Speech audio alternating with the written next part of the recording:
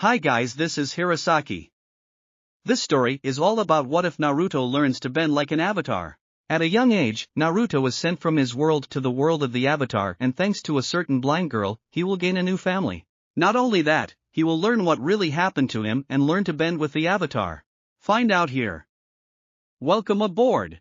Chapter 12, Tales of Ba Sing Se. Aang flew around the city of Ba Sing Se, searching for any sign of his large furry friend, before he landed to look around at a local zoo, which was in poor condition. Looking at all the animals behind bars, Aang felt sad. Soon he came upon some sort of large cat that was mixed with an armadillo. "Hey there, fellow. You look hungry," he said, trying to pet it, but it roared at him before curling up. "Humph, they are hungry," a man said as he was sweeping the ground before he started walking around with the avatar, explaining things. "The daily won't give me any money because the kids stopped coming, and the kids won't come because my zoo is nasty and broke." It was a sad fact, and this made Aang not like the daily even more. However, he was distracted by a strange creature that he had actually never seen before. It was a mix between a rabbit and a kangaroo. "Oh, that's a rabbaroo. I wish I could get her a big open prairie that she likes and let her hop her way to happiness." Aang put on a thoughtful look before he smiled. "Let's do it," he said, his natural wanting to help other people kicking in. "Say again?" the man asked. "There's a big wide open space right outside the city," Aang said, indicating the space between the inner and outer walls. "How are you going to transport all these wild animals?" the zookeeper asked. "Don't worry, I'm great with animals," Aang said with a big smile. 5 minutes later, all the animals were loose on the streets, causing utter chaos. Monkey boar-like hybrids were tearing up nearby food stands, the rabbaroo was eating all of the cabbage man's cabbages, and bigger animals were chasing about people. "This was so much easier in my head," Aang said lamely as he blew away some animal to protect the people. Then he got an idea as he took out the bison whistle, used air bending to gather up a bunch of air, and then blew hard, attracting every animal in the vicinity to him. He then led them to the inner wall. "But you have to open this gate," the zookeeper begged to the guards, guarding the gate. "Or what?" one the gruff-looking guard asked snidely. "Or that," the zookeeper screamed as he pointed to the stampede of animals heading their way, led by the local air-bending avatar. "Open the gates!" one of the guards yelled in a panic as they ran away, leaving the zookeeper in their dust, before he too gained enough common sense to run out of the way at the last second. With the gates open, Aang led the animals into the wide open space between the two walls. He then used earth bending to create a new and much larger zoo for the animals so that they may run around and interact with each other. It was much better than the last one, that much could be said. Because of all the commotion, people flocked to see the new zoo, with the kids being the happiest. "Well, Mr. Zookeeper, how do you like your new facilities?" Aang asked the man after he had enough time to look around. "Excellent job, Avatar. You should think about working with animals for a living," the man said, very pleased. "Mommy!" Miss Snowflake got out of the house again. A small boy told his mom. "Fluffykins? What are you doing down there?" a girl asked. The zookeeper and sweat dropped once they saw all the house pets there had gotten into the zoo, probably because of the whistle. "On second thought, you should probably stick to saving people," the man said with a smile, which caused Aang to laugh nervously. "All in all, I must say, you did a good job, Aang." Naruto's voice rang out as he walked up to him. The zoo keeps sweating because there were two local celebrities in his presence. Aang turned to his blonde friend, with Kyuubi resting in his hair, but that is not what caught Aang's attention. "Whoa! Naruto, you look awesome." "Naruto, thanks Aang, the guy who worked on this is pretty fast, considering that I put the order in a few days ago." "That and he is making more for me since I like it," Naruto said with a smile. The Akatsuki cloak was getting old. Flashback. "Hey old man!" Naruto loudly called as he entered the little clothing store. "I got your message to come in." "Something up?" "No, not really," an old voice said as an elderly voice said as he came up to the front counter. He was probably 50, white hair that was slicked back, black eyes, and tattered Earth Kingdom clothes. "Okay then, what is up?" Naruto asked. "I am done with your order," the elderly man said with a smile. "I put your order on the top of the list since you helped me all those years ago." I owe you. The man said. Naruto held the bridge of his nose. No, you don't, I keep tell you that. Nonsense. The old man said. You saved my ass, along with the asses of my family on our way to Ba Sing Se from the Fire Nation that wanted us dead. You know, if my daughter was not married, I would have her marry you. Naruto nervously laughed at that. I have a girlfriend. Oh, so who is the lucky girl? The old guy asked. Naruto smiled, an old friend that I am always thinking about. The old man smiled. He could see the blonde was telling the truth and the fact that her feelings were genuine. Glad to hear that, boy. Now here is your new clothes. Now go try them on. Naruto nodded, going into a dressing room, before coming out a few minutes later. Naruto's new clothes were very different and looked good on him. He had on a pair of black combat boots, black baggy pants with many pockets and a white stripe down the side of each pant leg and the old headbands acting like a belt. A white muscle shirt with no sleeves that showed off his muscles, a white trench coat with the sleeves ripped off, and black fingerless gloves with metal plates on the backs. However, looking in the mirror, he smirked that the old man had done what he asked with the coat. On the bottom of it, there was rocky terrain with a few mountains, and up near the neckline was a storm. In the middle was multiple lightning strikes, but the cool thing is that they were arcing around, forming the words, Golden Fox. In a way, it showed off his three elements while telling the world who he was. Earth, lighting, and gravity, which was pulling the lighting downward to strike at the earth. It looked badass. Naruto went up to the front counter and said, I love it. It gives me a badass look, thanks old man. So how much do I owe you? The old shopkeeper smiled. Nothing. Nothing? I can't just accept this. The old man sighed. This kid was too nice for his own good. Tell you what, you get that outfit for free, but I have you pay for the other sets that I will make in a few days. Deal? Naruto thought about it before smiling. That sounds fair. Deal. End flashback. Wow, that was a nice guy. Aang said. So, what are you doing now? Well, since I managed to do the shadow clone jutsu, I sent it over to the university to see if I can find any info on the past, my time. Aang nodded in understanding. Wait, why not that lightning clone? I don't get it. Naruto smirked. Because, unlike the lightning clone, whenever the shadow clone learns, I will learn when it dispels. Aang's eyes widened. Now that is useful. Yep. Naruto said with a smile before a figure jumped down and punched the blonde away, further into the wide open space between the two walls, scaring everyone, including the animals. Naruto! Aang shouted in fear for his friend. Turning to see who attacked his friend, he saw a middle-aged man with red hair that was held up in some strange headgear that had his village's symbol on it, and some purple robe. He also had a red beard as well. However, the odd thing was that his eyes looked dead, like he was under the control of someone else. The man then ninja jumped to where the blonde had landed. What is going on? Aang asked in a panic. It would seem that the four-tailed Jinchuriki is under the control of someone else, otherwise he would not attack someone outright. A voice said next to the bald avatar. Aang looked to see two people next to him that were not there a few seconds ago, freaking the zookeeper out. The first person wore strange red armor that was called steam armor that covered his face up to his eyes. He wore a red kasa over a white cloth on his head and on that a metal plate that showed where he was from, which was the same symbol as the red-haired man. There also looked to be a furnace-like device on his back and a black GI over his armor. The second person that looked a little sickly and a bit girly.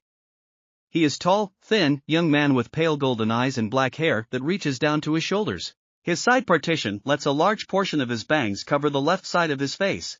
He wears a long, light blue kimono adorned with a small emblem of three bubbles on the back, a pair of black pants underneath his kimono below the collar, and an orange sash. He carries a bamboo jug, filled with a soap solution, and a pipe. However, the strangest thing that Aang saw were the animals accompanying men. He had noticed that a red-furred monkey with green skin and four tails followed the red-haired man that attacked Naruto. Next to the man in odd red armor was a cross between a horse and a dolphin with 5 tails. Next to the girly man was a white, chubby, bipedal slug with small arms and feet. It has 2 prominent optical tentacles, eyes, and hole-like openings as a mouth. Its entire body is covered in a slimy substance. It had 6 slimy tails. These animals were the same size as Kyuubi. Small. Who are you guys? Aang asked as Toph, Katara, and Sokka ran up to help their friend, and then the first three former Jinchuriki appeared to the side of the group, making Sokka blush when he saw the former two-tailed Jinichuriki. I am Han and the one fighting the blonde one is Rashi. The man in red armor introduced himself and his comrade. We are from the old version of the Earth Village. I am Utakata. The girly man said politely.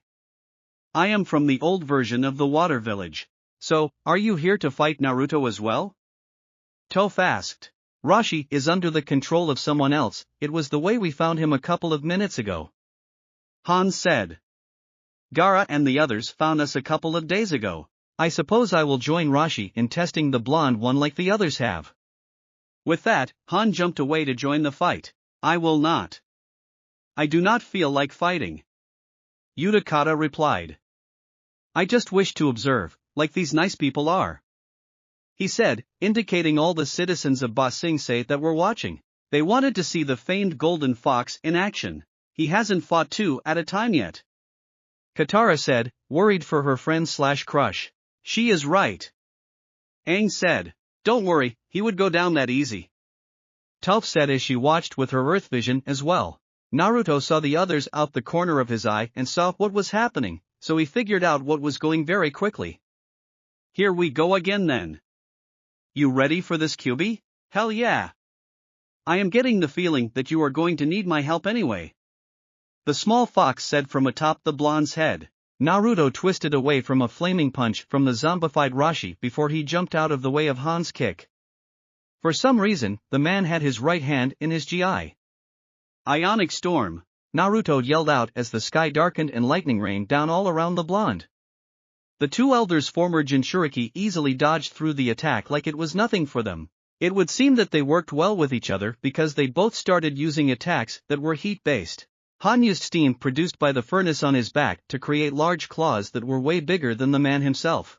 Rashi used his lava abilities to make it hard to fight at Ai, changing the landscape into that of a lava pit while also flinging balls of lava at the blonde. Am I seeing this right? The zookeeper asked. These people are using elements not normally used. How is this possible? Simple. The former six-tailed Jinchuriki replied. We are using the powers of the old spirits, the 9. The old man seemed to understand immediately after that, also whoever else was listening. Like this golden fox, we are from the past as well, so we know how to use their powers effectively. Naruto was sweating heavily from the heat around him. So, they really know what they are doing. They bat their opponent in heat to slow them down and make them tired. He thought with dodging a swipe from Han's steam claws. Thinking back to his battle with Yagura, he was able to make ice. If he could do that again, he could win easily. Ionic Freeze, Naruto yelled as he spread his lighting all across the area, freezing all the lava, actually making the place bearable again. Heh, chill out. The frozen duo didn't stay frozen for long thanks to their heat-based jutsu. They shattered the ice around them quickly and attacked with their respective elements. Okay, this isn't working. Naruto growled before he got into an earth-bending stance, making Toph smirk. She knew what he was capable, having seen him in action when they were kids. He could have only gotten better. Time to put my large reserves of chi to use. With that he stomped on the ground while bringing his arms in a flowing motion. The result was a large wave of earth that knocked Han and Rashi off their feet and kept tumbling. Han glared at the blonde as he got back and sent a wave of steam that Naruto to block with a wall. It melted the rock wall some, but that was it. Rashi followed up with a straight shot of lava that completely obliterated the wall and kept on going, shocking many people. Thankfully, Naruto had used his earthbending to quickly move out of the way by going into the ground. He then shot out of the ground with 4 sky-high pillars of earth that made a lot of earthbenders green with envy. Naruto rock walled up the pillars with relative ease. Once on top of one of them, he smirked at his opponents, who were eyeing him with confusion. With the blonde on the middle one, Naruto stomped down on it while bringing his fingers inward along with his arms before he shot them outward, causing the pillars to break apart in sections that sprouted razor-sharp edges. What baffled everyone was that the flat sections were all floating in midair. It was because of his gravity bending skills. The flat sections were floating in midair, creating odd patterns before they stopped and Naruto smirked. He directed the moving razor blades of earth right towards to the two, who began to dodge like their lives depended on it. Some crashed into the ground and stayed there while the rest flew back for another round. The two Earth shinobi soon had enough before they used their respective jutsu to blow apart the razor blades of Earth. Seeing this, Naruto frowned before he got another idea. He let the platform he was on fall to the ground before the pieces of his old attack converged on his and covered him from head to toe. But he was not done. The ground then rose up in a dome around him. The audience was confused on what the blonde was doing before the ground began to shake and a large golem made of stone rose high above the two men. It was even taller than Shikaku, who was one of the shortest of the tailed beasts. It looked at some Civil War soldier for the body while the face was a cross between Cyclops and Robocops. Its hands looked like giant balls with spikes all over them. Naruto's voice then rang out. "Ha! Take this, my super awesome golem." He could have picked a better name. Toph deadpanned, getting nods from the rest of the group. Naruto then proceeded to try and bash his two opponents into the ground, but they were dodging. However, it was near misses. Suddenly Rashi seemed to gain some common sense because he and the red monkey combined, with Han and his tailed beast doing the same. Soon, two taller beings appeared before Naruto in his golem form. A large red ape with 4 tails and a dolphin horse with 5 tails. Naruto looked at the two and sweat dropped. "Well, shit." His voice echoed throughout the field. "Come on, Mr. Golden Fox. You can do it." A kid's voice echoed out before the whole audience echoed the kid's words, including his own group. Smirking at their encouragement, Naruto got into another earth-bending stance that rocked the ground so much that it flung Han and his tail beast form away from him, and when he landed, he made sure that the ground would trap him for a while. While Han was busy trying to get himself out of the ground, Rashi was just recovering from the shaking and was about to attack, but the golem right fist, the actually turned into a fist, slammed into the giant red ape's stomach, stunning it and knocking it off its feet. As it was getting back up, Naruto was forming a new attack that had been wanting to try for a while now. With his giant right hand extended, Naruto sent a massive amount of his own chakra to it to create the biggest Rasengan he had ever made. He wasn't done because he sent chunks of earth into it, gaining a brown and rocky version of the attack. Time to end this. Earth-style, Earthquake Rasengan. With that, he slammed the giant sphere into the bigger ape's stomach.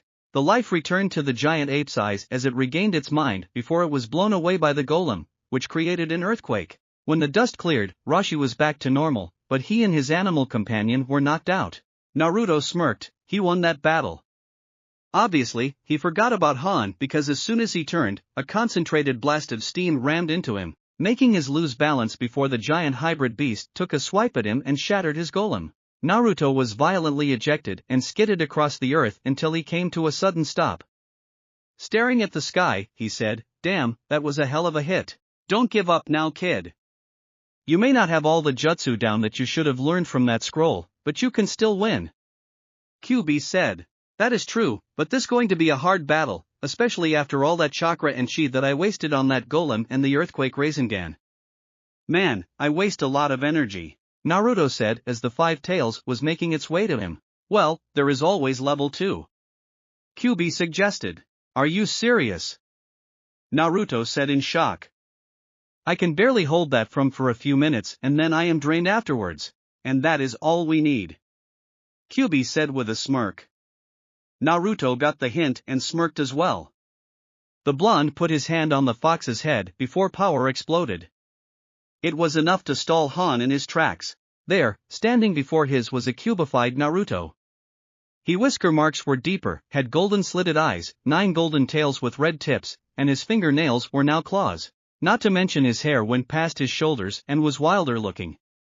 "Let's do this," he said in a voice more feral than his normal one. Naruto used earthbending to create some giant stone fists that held up like it was nothing before disappeared with pure speed and then slammed a fist into Han's side. When Han tried to get at the smaller blonde, he missed because Naruto was gone again. He then proceeded to bash Han with his stone fists until the 5-tailed beast finally fell from the speedy beating he was receiving.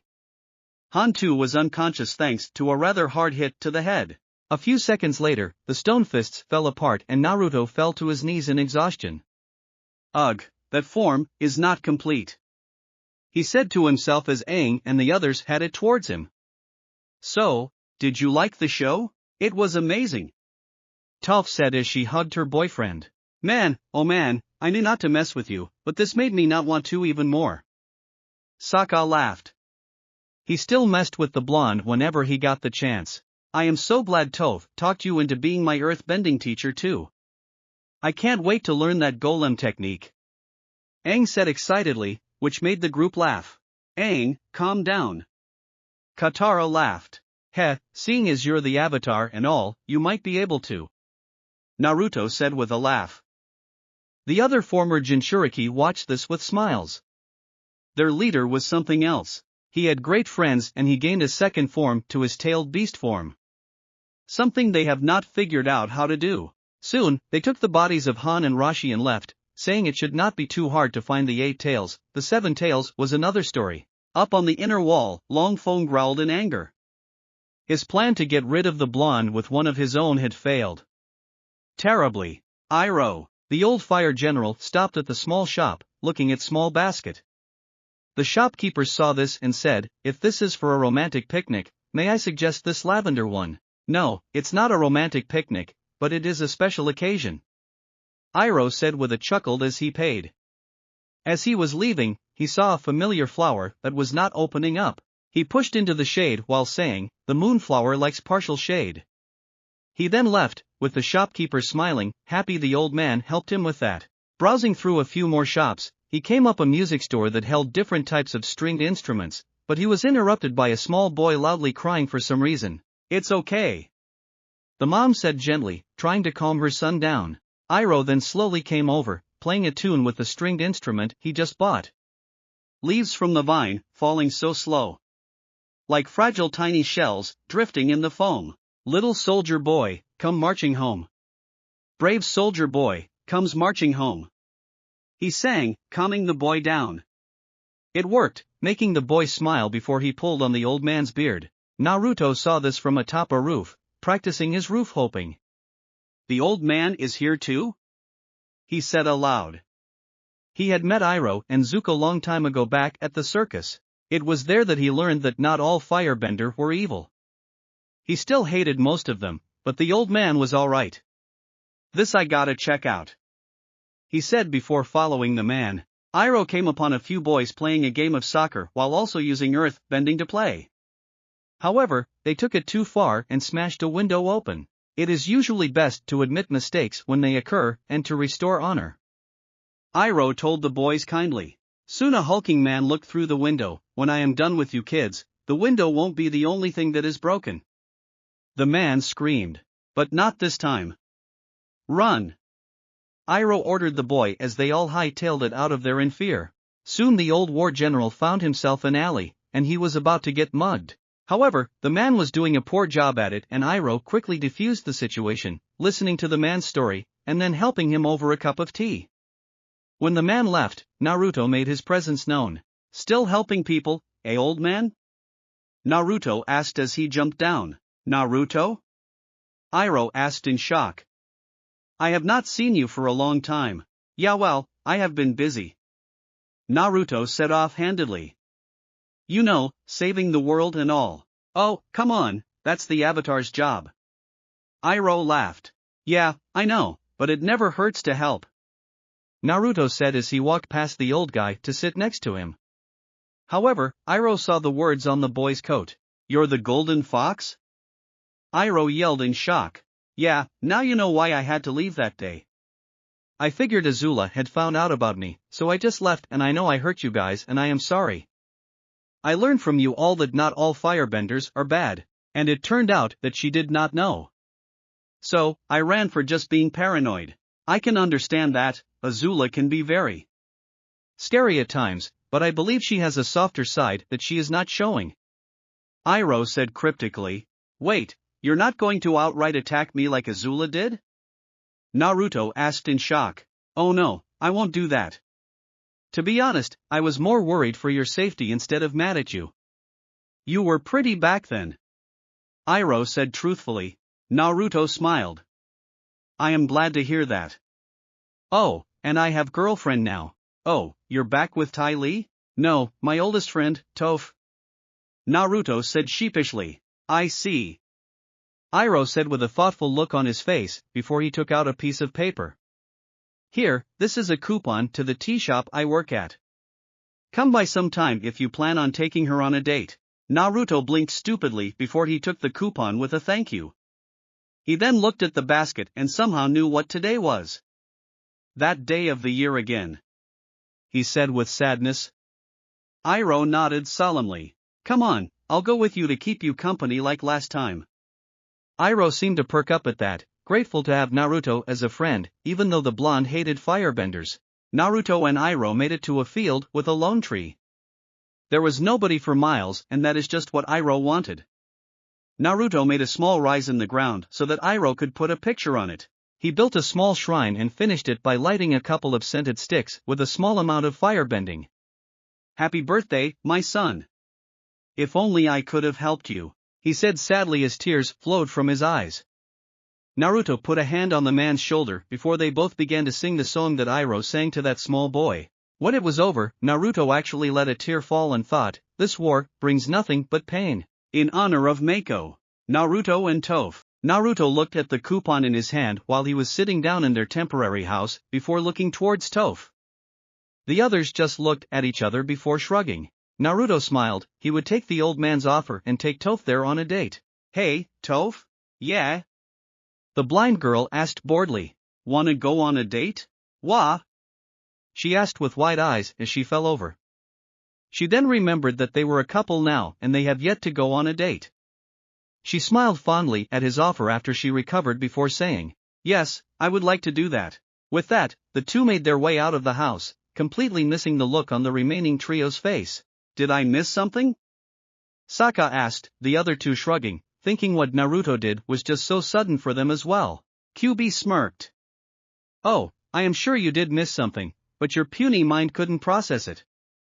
He teased, getting an annoyed look from Sokka. Once they were near the tea shop that Iroh and Zuko worked at, Naruto just then noticed it was basically dinner time and it would be night soon.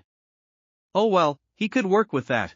Naruto gently led the girl in the tea house, both of them smiling the whole time. Once inside they saw Iroh was alone in serving tea and the place was kind of dead. No way.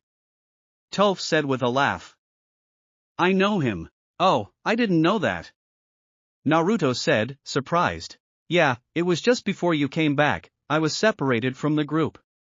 I accidentally attacked him and he gave me tea and advice on what to do next. You saw the result of my coming back to the group, just in time to help fight Azula. Toph answered. Yeah, that sounds like the old tea lover. Naruto laughed as they sat down. Not long after that, Iroh came over with a huge smile. So, the Toph you were talking about was the same girl I met not long ago. Seems so, doesn't it, old man? Naruto said with a smile.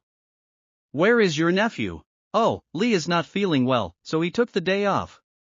Iroh said cryptically. Not what can I get for the two of you? When they put their orders in, Toph looked at her blonde boyfriend with a smirk and asked, so, how do you know the old man? Naruto just chuckled before he told her of how they met, a bit before Zuko got his scar. After that, they just made small talk until their food and tea came.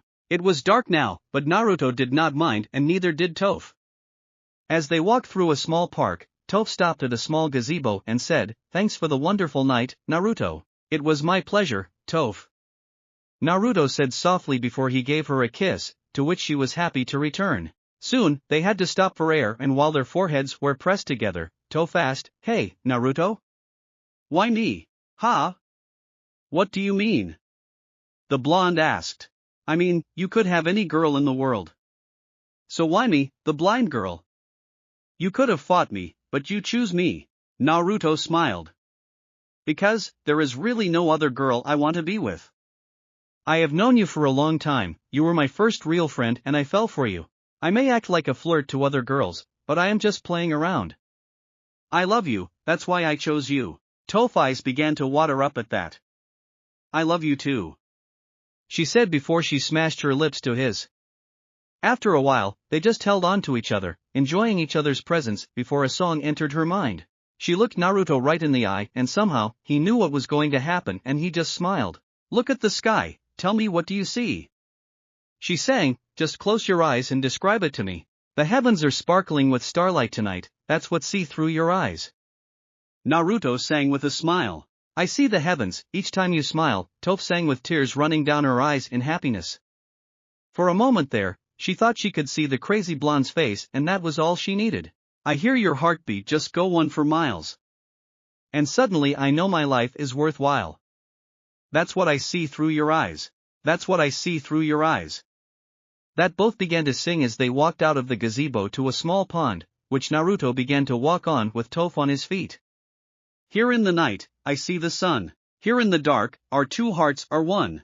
Other people, who were in the park, like Iroh and the old man from the clothing shop, smiled at what they were seeing. It's out of our hands, we can't stop what we have begun. And love just took me by surprise, looking through your eyes. Naruto smiled before he pecked Toph on the lips. I see a night I wish could last forever.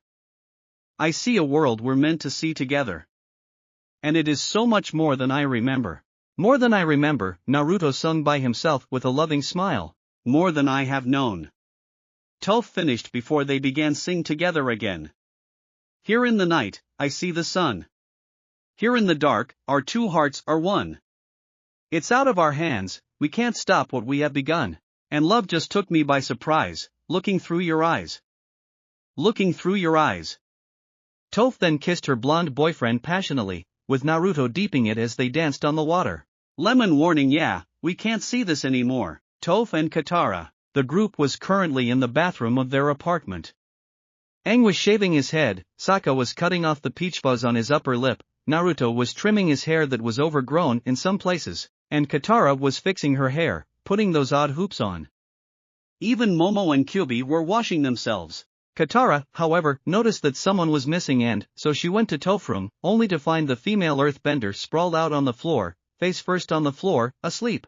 Her hair was all over the place as well. Katara scowled a bit before she called to her fellow female. Toph. Aren't you going to get ready for the day? Toph groggily got up, spat in a spittoon of sorts, and brushed herself off a bit. I'm ready. You're not going to wash up? The water tribe girl asked. You've got a little dirt on your. Everywhere actually. You call it dirt, I call it a health coating of earth. Toph said with a smile. Katara put on a thoughtful look before she said, you know what we need? A girl's day out. Do I have to? Toph groaned. It'll be fun. Katara said cheerfully while Toph put on a defeated look. The fancy lady day spa? Toph repeated after Katara told her what the place in front of them was called as a couple of beautiful women walked out of the fancy-looking building. Sounds like my kind of place, she added sarcastically. Are you ready for some serious pampering? Asked Katara excitedly. Sure Katara, whatever you say, as long as they don't touch my feet. Toph grumbled out as they entered. The time they spent at the spa was interesting to say the least. The spa attendants did in fact touch the blind girl's feet, trying to get the caked-on earth off, which was painful for the girl. The result was the attendants being flung away from her. When they were having a much bath, Toph scared away an attendant by manipulating the earth on her mud mask, which made both girls laugh. After that, they spent a lot of time in the steam room, relaxing. Well, that wasn't so bad. Toph said in a good mood, while she and Katara walked down the street with makeup on their faces, giving them an elegant look. I am usually into that stuff, but I actually feel girly. I'm glad, it's about time we did something fun together. Katara said as they walked over a bridge. They were passed by three rich-looking girls with snobbish attitudes, the girl with some sort of umbrella indicating the snobbish conversation. Wow, great makeup. Thanks. Toph said, oblivious. For a clown. The girl with the umbrella finished, making her friends laugh. Don't listen to them, let's just keep walking. Katara said as she glared at the girls. I think she looks cute. A rich girl with buns on both sides of her head said, like that time we put a sweater on your pet poodle monkey. She and the other two rich girls laughed at that. Good one star. One on the girls complimented her friend. Let's go Toph.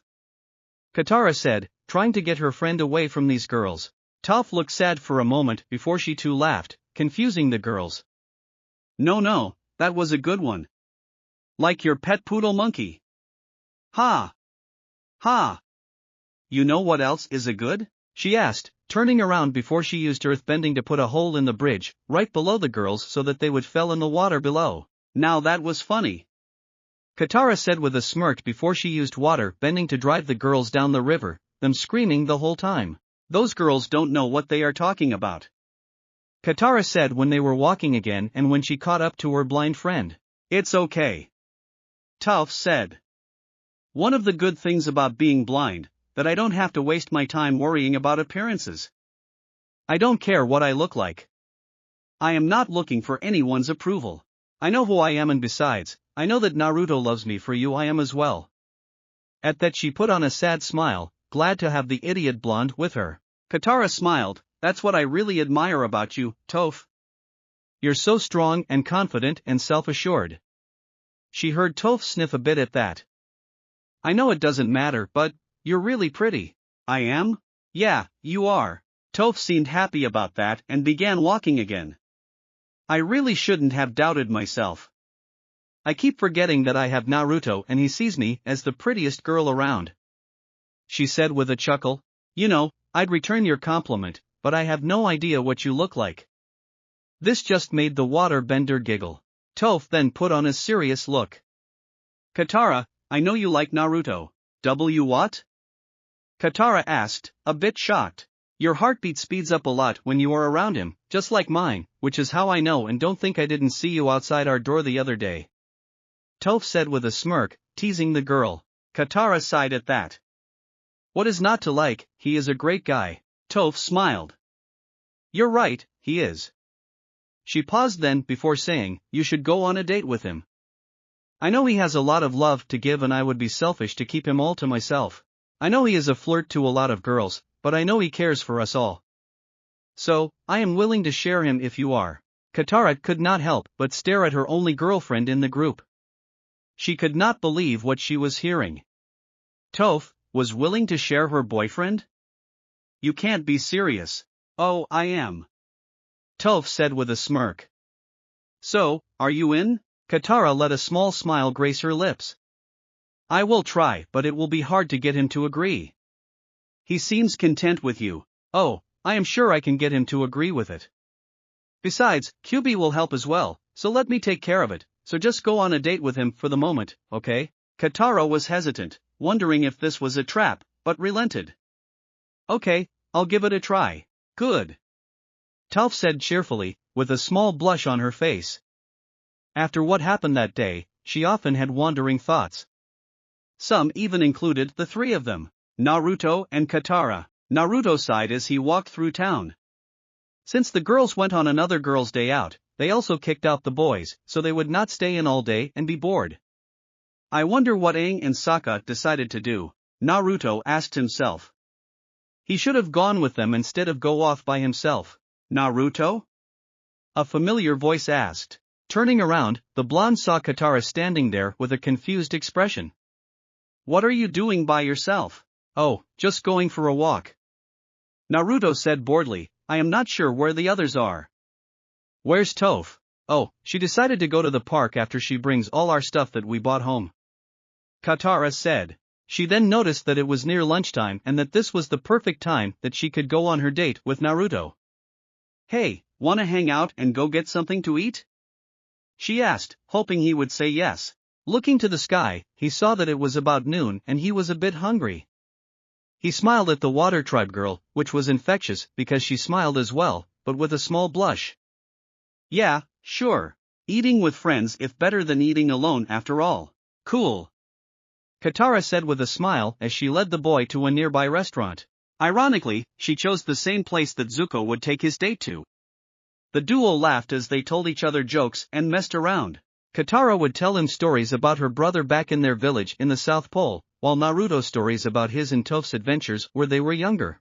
Excuse me sir, would you and your girlfriend care for dessert? Their waiter asked, making Naruto choke on his drink while Katara blushed. She is not my girlfriend. Naruto corrected the man politely, making Katara's eyes go downcast. We just friends that have been traveling together for a while, but dessert does sound nice. What do you say, Katara? Dessert would be nice. The Water Tribe said happily, recovering before the blonde noticed her downtrodden look. Naruto smiled back before they ordered what they wanted. The two were walking down the street to their house as the sun began to set. Katara quickly noticed Toph in the distance and noticed that she was gesturing to the waterbender to make her move. Katara looked at the oblivious blonde next to her, who was looking at the clouds with a smile on his face, and smiled herself. It was now or never. Naruto, I had a great time hanging out with you today. Katara said happily. Naruto looked at her and smiled as well. Thanks, and yeah, it has been great hanging out with a beautiful girl such as yourself as well. You basically made my day more interesting. Thanks. Katara blushed at being called beautiful by the boy she had a huge crush on. She didn't know when it started, but she did not care. If Toph was giving her this chance, she was going to take it. She leaned up and kissed him on the lips, shocking the boy, but before he could say anything on the matter, he saw Toph with her arms crossed and smirking. Toph, Naruto said as he broke the kiss with Katara and lightly pushed her away. This isn't what it looks like. He tried to explain, guilt rising up in him. Oh, shut up and kiss her. Toph finally said with mirth in her voice. Naruto put on a dumbstruck look on his face.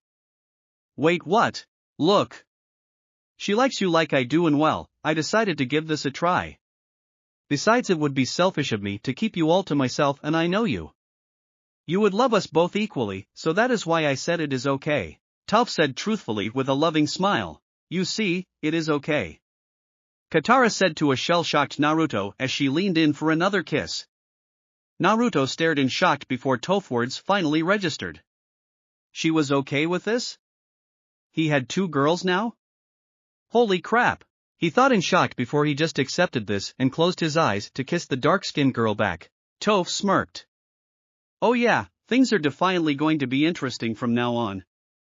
She thought with a light blush dusting her face at the thoughts running through her mind. And Azula. Azula looked at the city below her from her hotel room. In a few days, she and her friends would present themselves to the Earth King as the Kyoshi warriors. After defeating them, she thought it would be a brilliant idea to impersonate them. And to get into the city after Naruto had sealed up their way in, they had to unlike the refugee do. Looking to Ty Lee and Mai, she saw her dark friend looked the same. She did not have to do much other than change her clothes to get into Ba Sing Se. Ty Lee, however, was a different story. Since see her old boyfriend again, the girl had become less bubbly, and to get in, she had dyed her hair streaks of yellow and wore Earth Kingdom clothes. Azula could tell the circle performer was still in love with the blonde, and maybe she could find a way to help, even if he was the golden fox. Alright, we are going to do a little recon and explore the city. Azula said before she took a look at herself in the mirror. In addition to Earth Kingdom clothes, she had her hair down and it was light brown instead of black. It was different enough so that she could get in without a panic. Ty Lee, I want you to find Naruto and act as a spy for me. Do what you want with him, I don't care. Alright. The circus girl said, a bit happy and nervous to see her old boyfriend again. Mai, you hold down the fort while Ty Lee and I do some recon, and when one of us come back, you may go and familiarize yourself with the city as well. Azula ordered. Whatever. Mai dully said. At least I'll have something to do. Azula nodded before she left the room. Currently, the princess of the Fire Nation was resting at a park, bored out of her mind. This place was way too quiet for her taste. However, that boredom quickly melted away when she, the Avatar, walking up to her. Hey, you're new around here, aren't you? Aang asked. Yeah, I just got to Ba Sing Se the other night. Not a city person, are you? How could you tell? Azula deadpanned, but could not help but chuckle. This kid was so easygoing that it was growing on her. You look so bored, like my friends. Aang said humorously. Yeah? I guess so. Azula said with a smile. On the inside, she was trying to figure out how the Avatar was making her act all nice. Hey, what's your name? I'm Aang. She then had a mini freak out. She forgot to figure out a fake name for herself. Crap. It's Aluza, she said quickly, using the backwards spelling of her name. Nice name. Aang smiled again. Come on, let's go and get something to eat. And I'll tell you what else you can do here for fun. As he led her away through the city by hand, Azula could not figure out what was going on. Back home, she would fry a guy just for touching her. Then Aang comes, makes her smile, and is basically taking her out on a date without even noticing it. This was just crazy. Lunch with the Avatar had been good for the fiery princess. Aang's natural kindness and easygoing personality had calmed her aggressive nature down, and she actually enjoyed his company. She did not understand what was going on, but she liked it. She felt so at ease with the bald kid that she felt at ease talking with him with just about anything. So much so that gave him a twisted view of her plans. She wanted to save her home from its darkness by ruling it, but to do that she had to gain her father's respect. So she is doing all these small things like getting into the city for one and the helping out where she could. My home is not the best there is and I wish to save our people, that's why I want to do this. I would do anything for it. She said truthfully. Aang had a genuine smile on his face. I'm glad. But you know, no one could save the world on their own. This, coming from the Avatar himself? Azula teased, making Aang blush. Hey, I am getting help from my friends. Heck, I got the golden fox on my side and his friends. Aang said with a big smile. So, what I am saying is, you can't do this all by yourself. Carrying the weight of the world on yourself will only hinder you. That's why we have friends to help us with our problems. He said, putting his hand on the girls for comfort. Azula couldn't believe it. She was blushing because of this boy. He was just so damn nice to her and didn't expect anything of her, unlike her father. He was just so, well, she could not figure out the word, but for some reason, she was falling to him. The Avatar, her target. Calming down, she decided that this could be a good thing. Maybe this could work out for her and she could get her dad to agree, when she got her respect. Hey, where are you from? I forgot to ask. Aang asked. Azula smiled at the Avatar. That's my little secret. She said slyly with one eye closed as if winking at him, making the Avatar blush a bit at her cute expression. He blushed even more when she leaned over the table and closed the distance between them, give him a quick peck on the lips. Till we meet again, Aang, she said before she quickly left to go back her hotel room, blush hardly at what she had just done. Aang had a goof smile as he paid for the meal and then walked home in the sunset. Aluza was a very attractive girl and she had a lot of ambition. He really did like her and he thought she was a good person. Maybe this could work. When he was home, he stopped dead in his tracks, because he saw Naruto and Katara kissing with Toph a few feet next to them with a blush on her face. Well, she obviously didn't mind. Looking back to the two kissing, Aang actually smiled. However, he was confused. He was not as upset as he thought he would be. He still loved Katara, but it had turned into a brother-sister love. Naruto had better treat her right, or else. He guessed he had Aluza to thank, since he was falling for her now and maybe he would see her again, tomorrow. Then his thought went off tangent. Hey, if Katara is basically the mom of the group, that would mean that Naruto is the dad. Holy crap! Ty Lee, the former circus performer, strolled down the street at a leisurely pace. She had no clue where to find her former lover or his friends. So she asked a few old people and they pointed to the richer part of town. Look at their house, her heart ached. She still loved Naruto and was crushed when he just up and disappeared after he cut it off between them so she would not get hurt. She still got hurt, emotionally. Looking determined, screw Azula plans, she was going to get Naruto back, no matter what. Knocking on the door, a dark-skinned male opened the door rather boredly. Hi? He said. Hello. Ty Lee said cheerfully. Is Naruto in? Yeah, but what do you need him for? I, Sokka, am right in front of you. Sokka said, trying his hand at flirting like Naruto usually did. He failed, epically. I don't care, I want to see Naruto. Ty Lee said a bit angrily. Okay. Come in. Sokka said with a sweat drop. Naruto. Someone here to see you. He could not understand it. How did the blonde attract all the girls? First had Toph and now he also has his sister. So who is this chick and what has this got to do with Naruto? The blonde came to the living room with Aang and the others following and Kyuubi instantly knowing who this girl was. Oh, this can't be good, can I help you?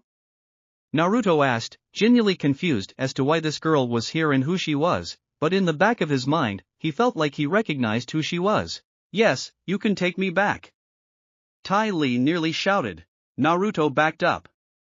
What? He said, completely off guard while the others eyed the girl. It's me, Tai Li.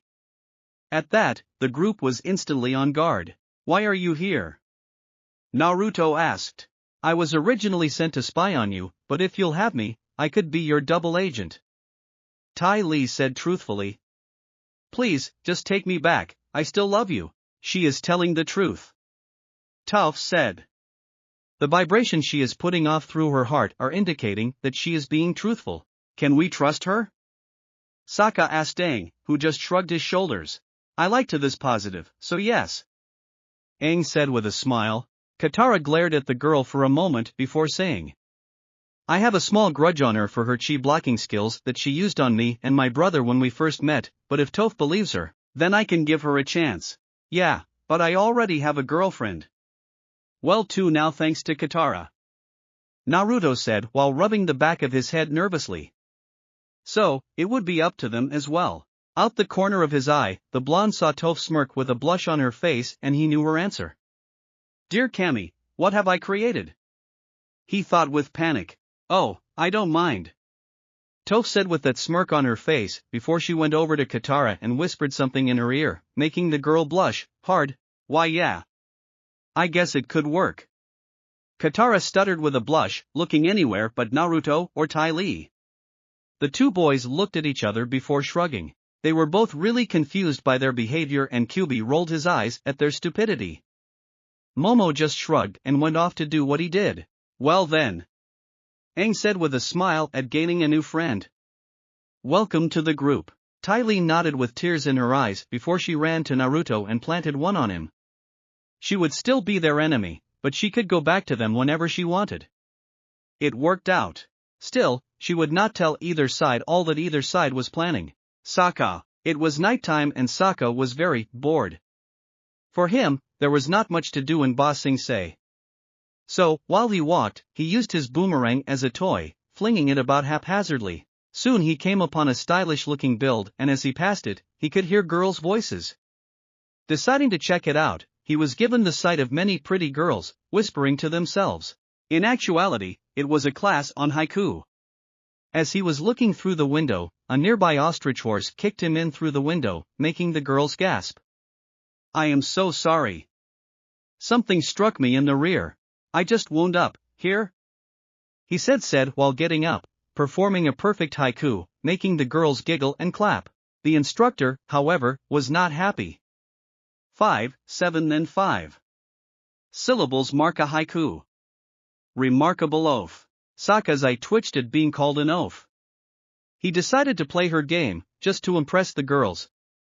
They call me Sokka. That is, in the water tribe. I am not an oaf, he said while counting the last few syllables, making the class clap for him while the instructor just kept on glaring. Chittering monkey. In the spring he climbs treetops. And thinks himself tall. Ooh. The girls commented on the tension between the two. You think you're so smart. With your fancy little words. This is not so hard. Sokka said while crossing his arms before giving off a smug grin. Whole seasons are spent mastering the form, the style. None calls it easy. I call it easy. Like I paddle my canoe. I'll paddle you too. Sokka replied cockily while smacking his ass. There's nuts and they're fruits. In fall the clinging plum drops. Always to be squashed. She said while taking out a plum and then stepping on it to prove her point. Squish squash, sling that slang. I'm always right back at Cha. Like my boomerang. Sokka said with a cheesy smile. Then he got even cockier when the instructor decided to sit down. That's right, I'm Sokka. It's pronounced with an aka. Young ladies, I rock ya. The room went dead quiet at that before he decides to count how many syllables that was and found out there was one too many. That's one too many syllables there bub. The guard said before he literally threw Sokka out of the class. As Sokka was getting back his bearings, he saw Kyuubi walk up to him with that foxy smirk of his. It sucks to be you. That lady will always be right. You are such an oaf. Kyuubi said in perfect haiku, further annoying the water tribe boy. Shut up, Kyubi. Sokka whined that the fox could do better than him. I hate poetry. That made Kyubi laugh at his human friend, Zuko. While working in the tea house, Zuko noticed a young girl that was pretty cute, had been watching him for a while. Walking up to his uncle, he said, "Uncle, we have a problem. One of the customers is on to us. Don't look now, but there is a girl over there at the corner table. She knows we're Fire Nation." Iroh smiled before he took a look before Zuko jerked him away. "Didn't I say don't look?" "You're right, Zuko," Iroh said with a smile. "I've seen that girl in here quite a lot.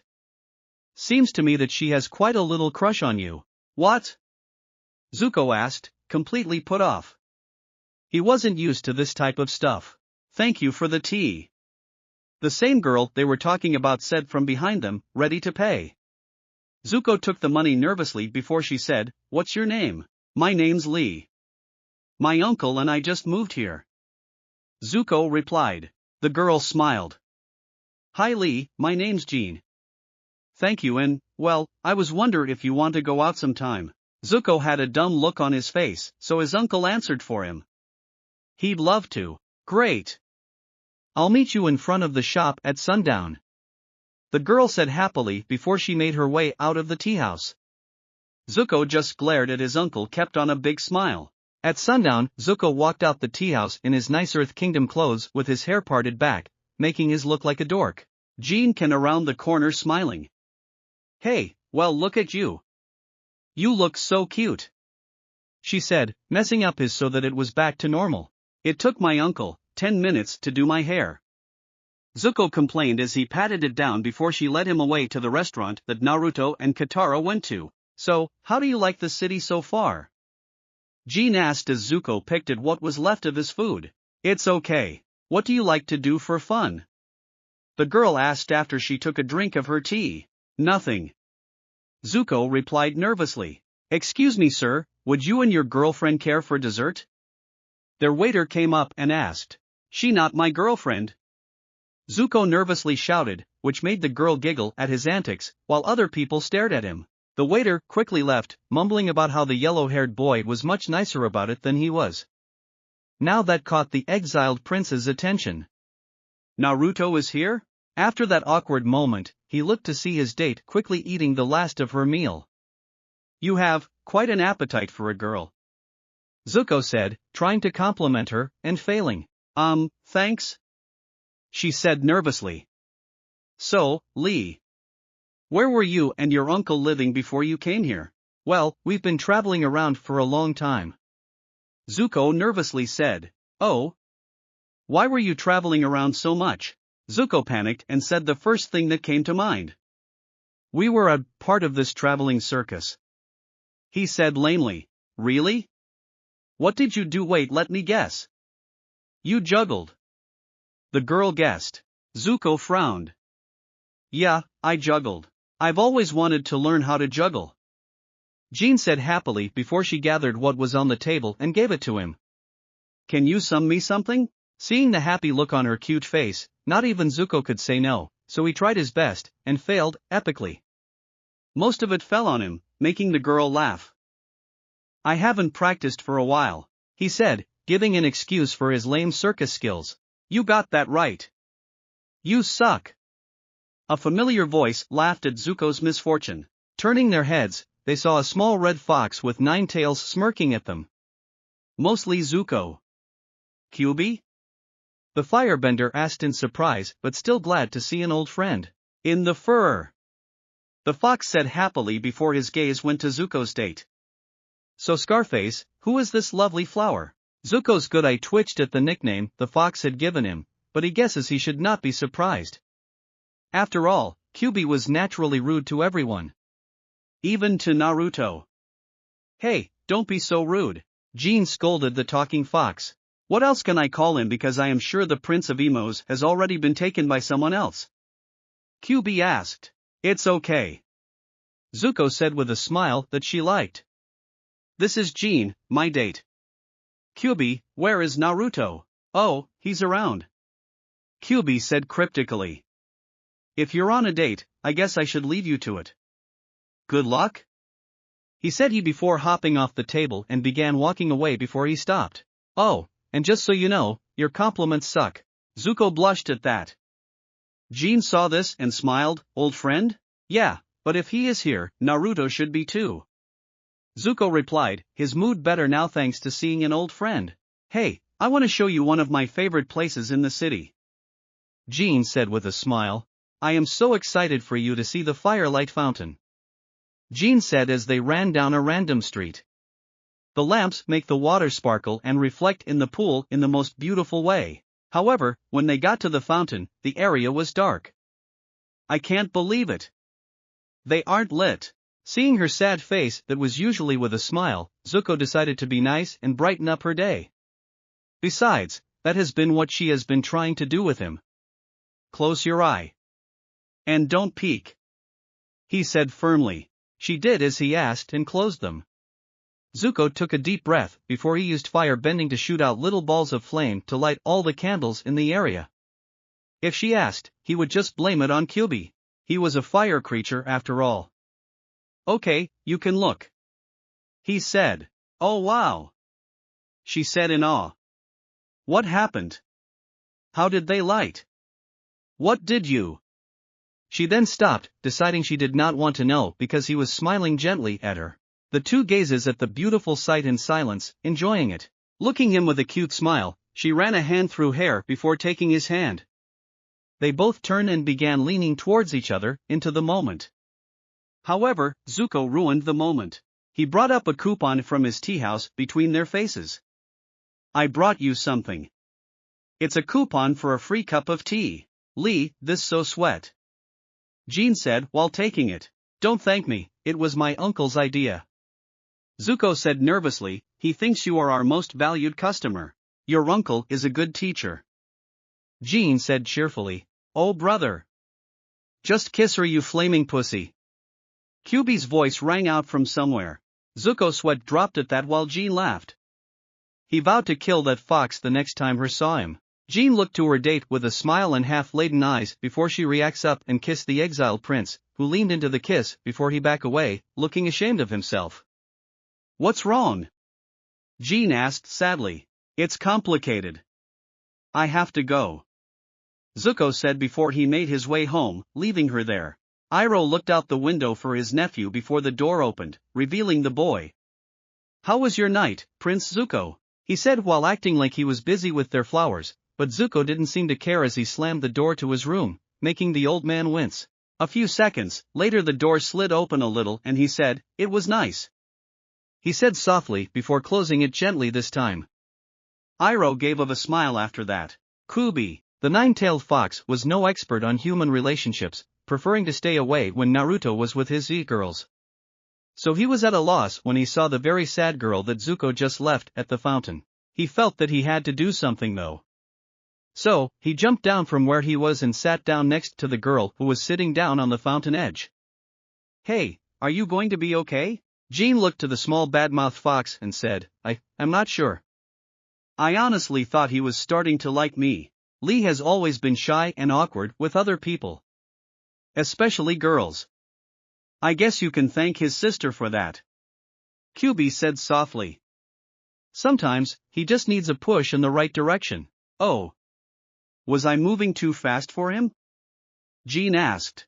I am not sure I can ask that, but I think it was more concern of his past, thinking he needed to do something before pursued a cute girl like you. Kyuubi offered. Like what? The fox shrugged, beats me.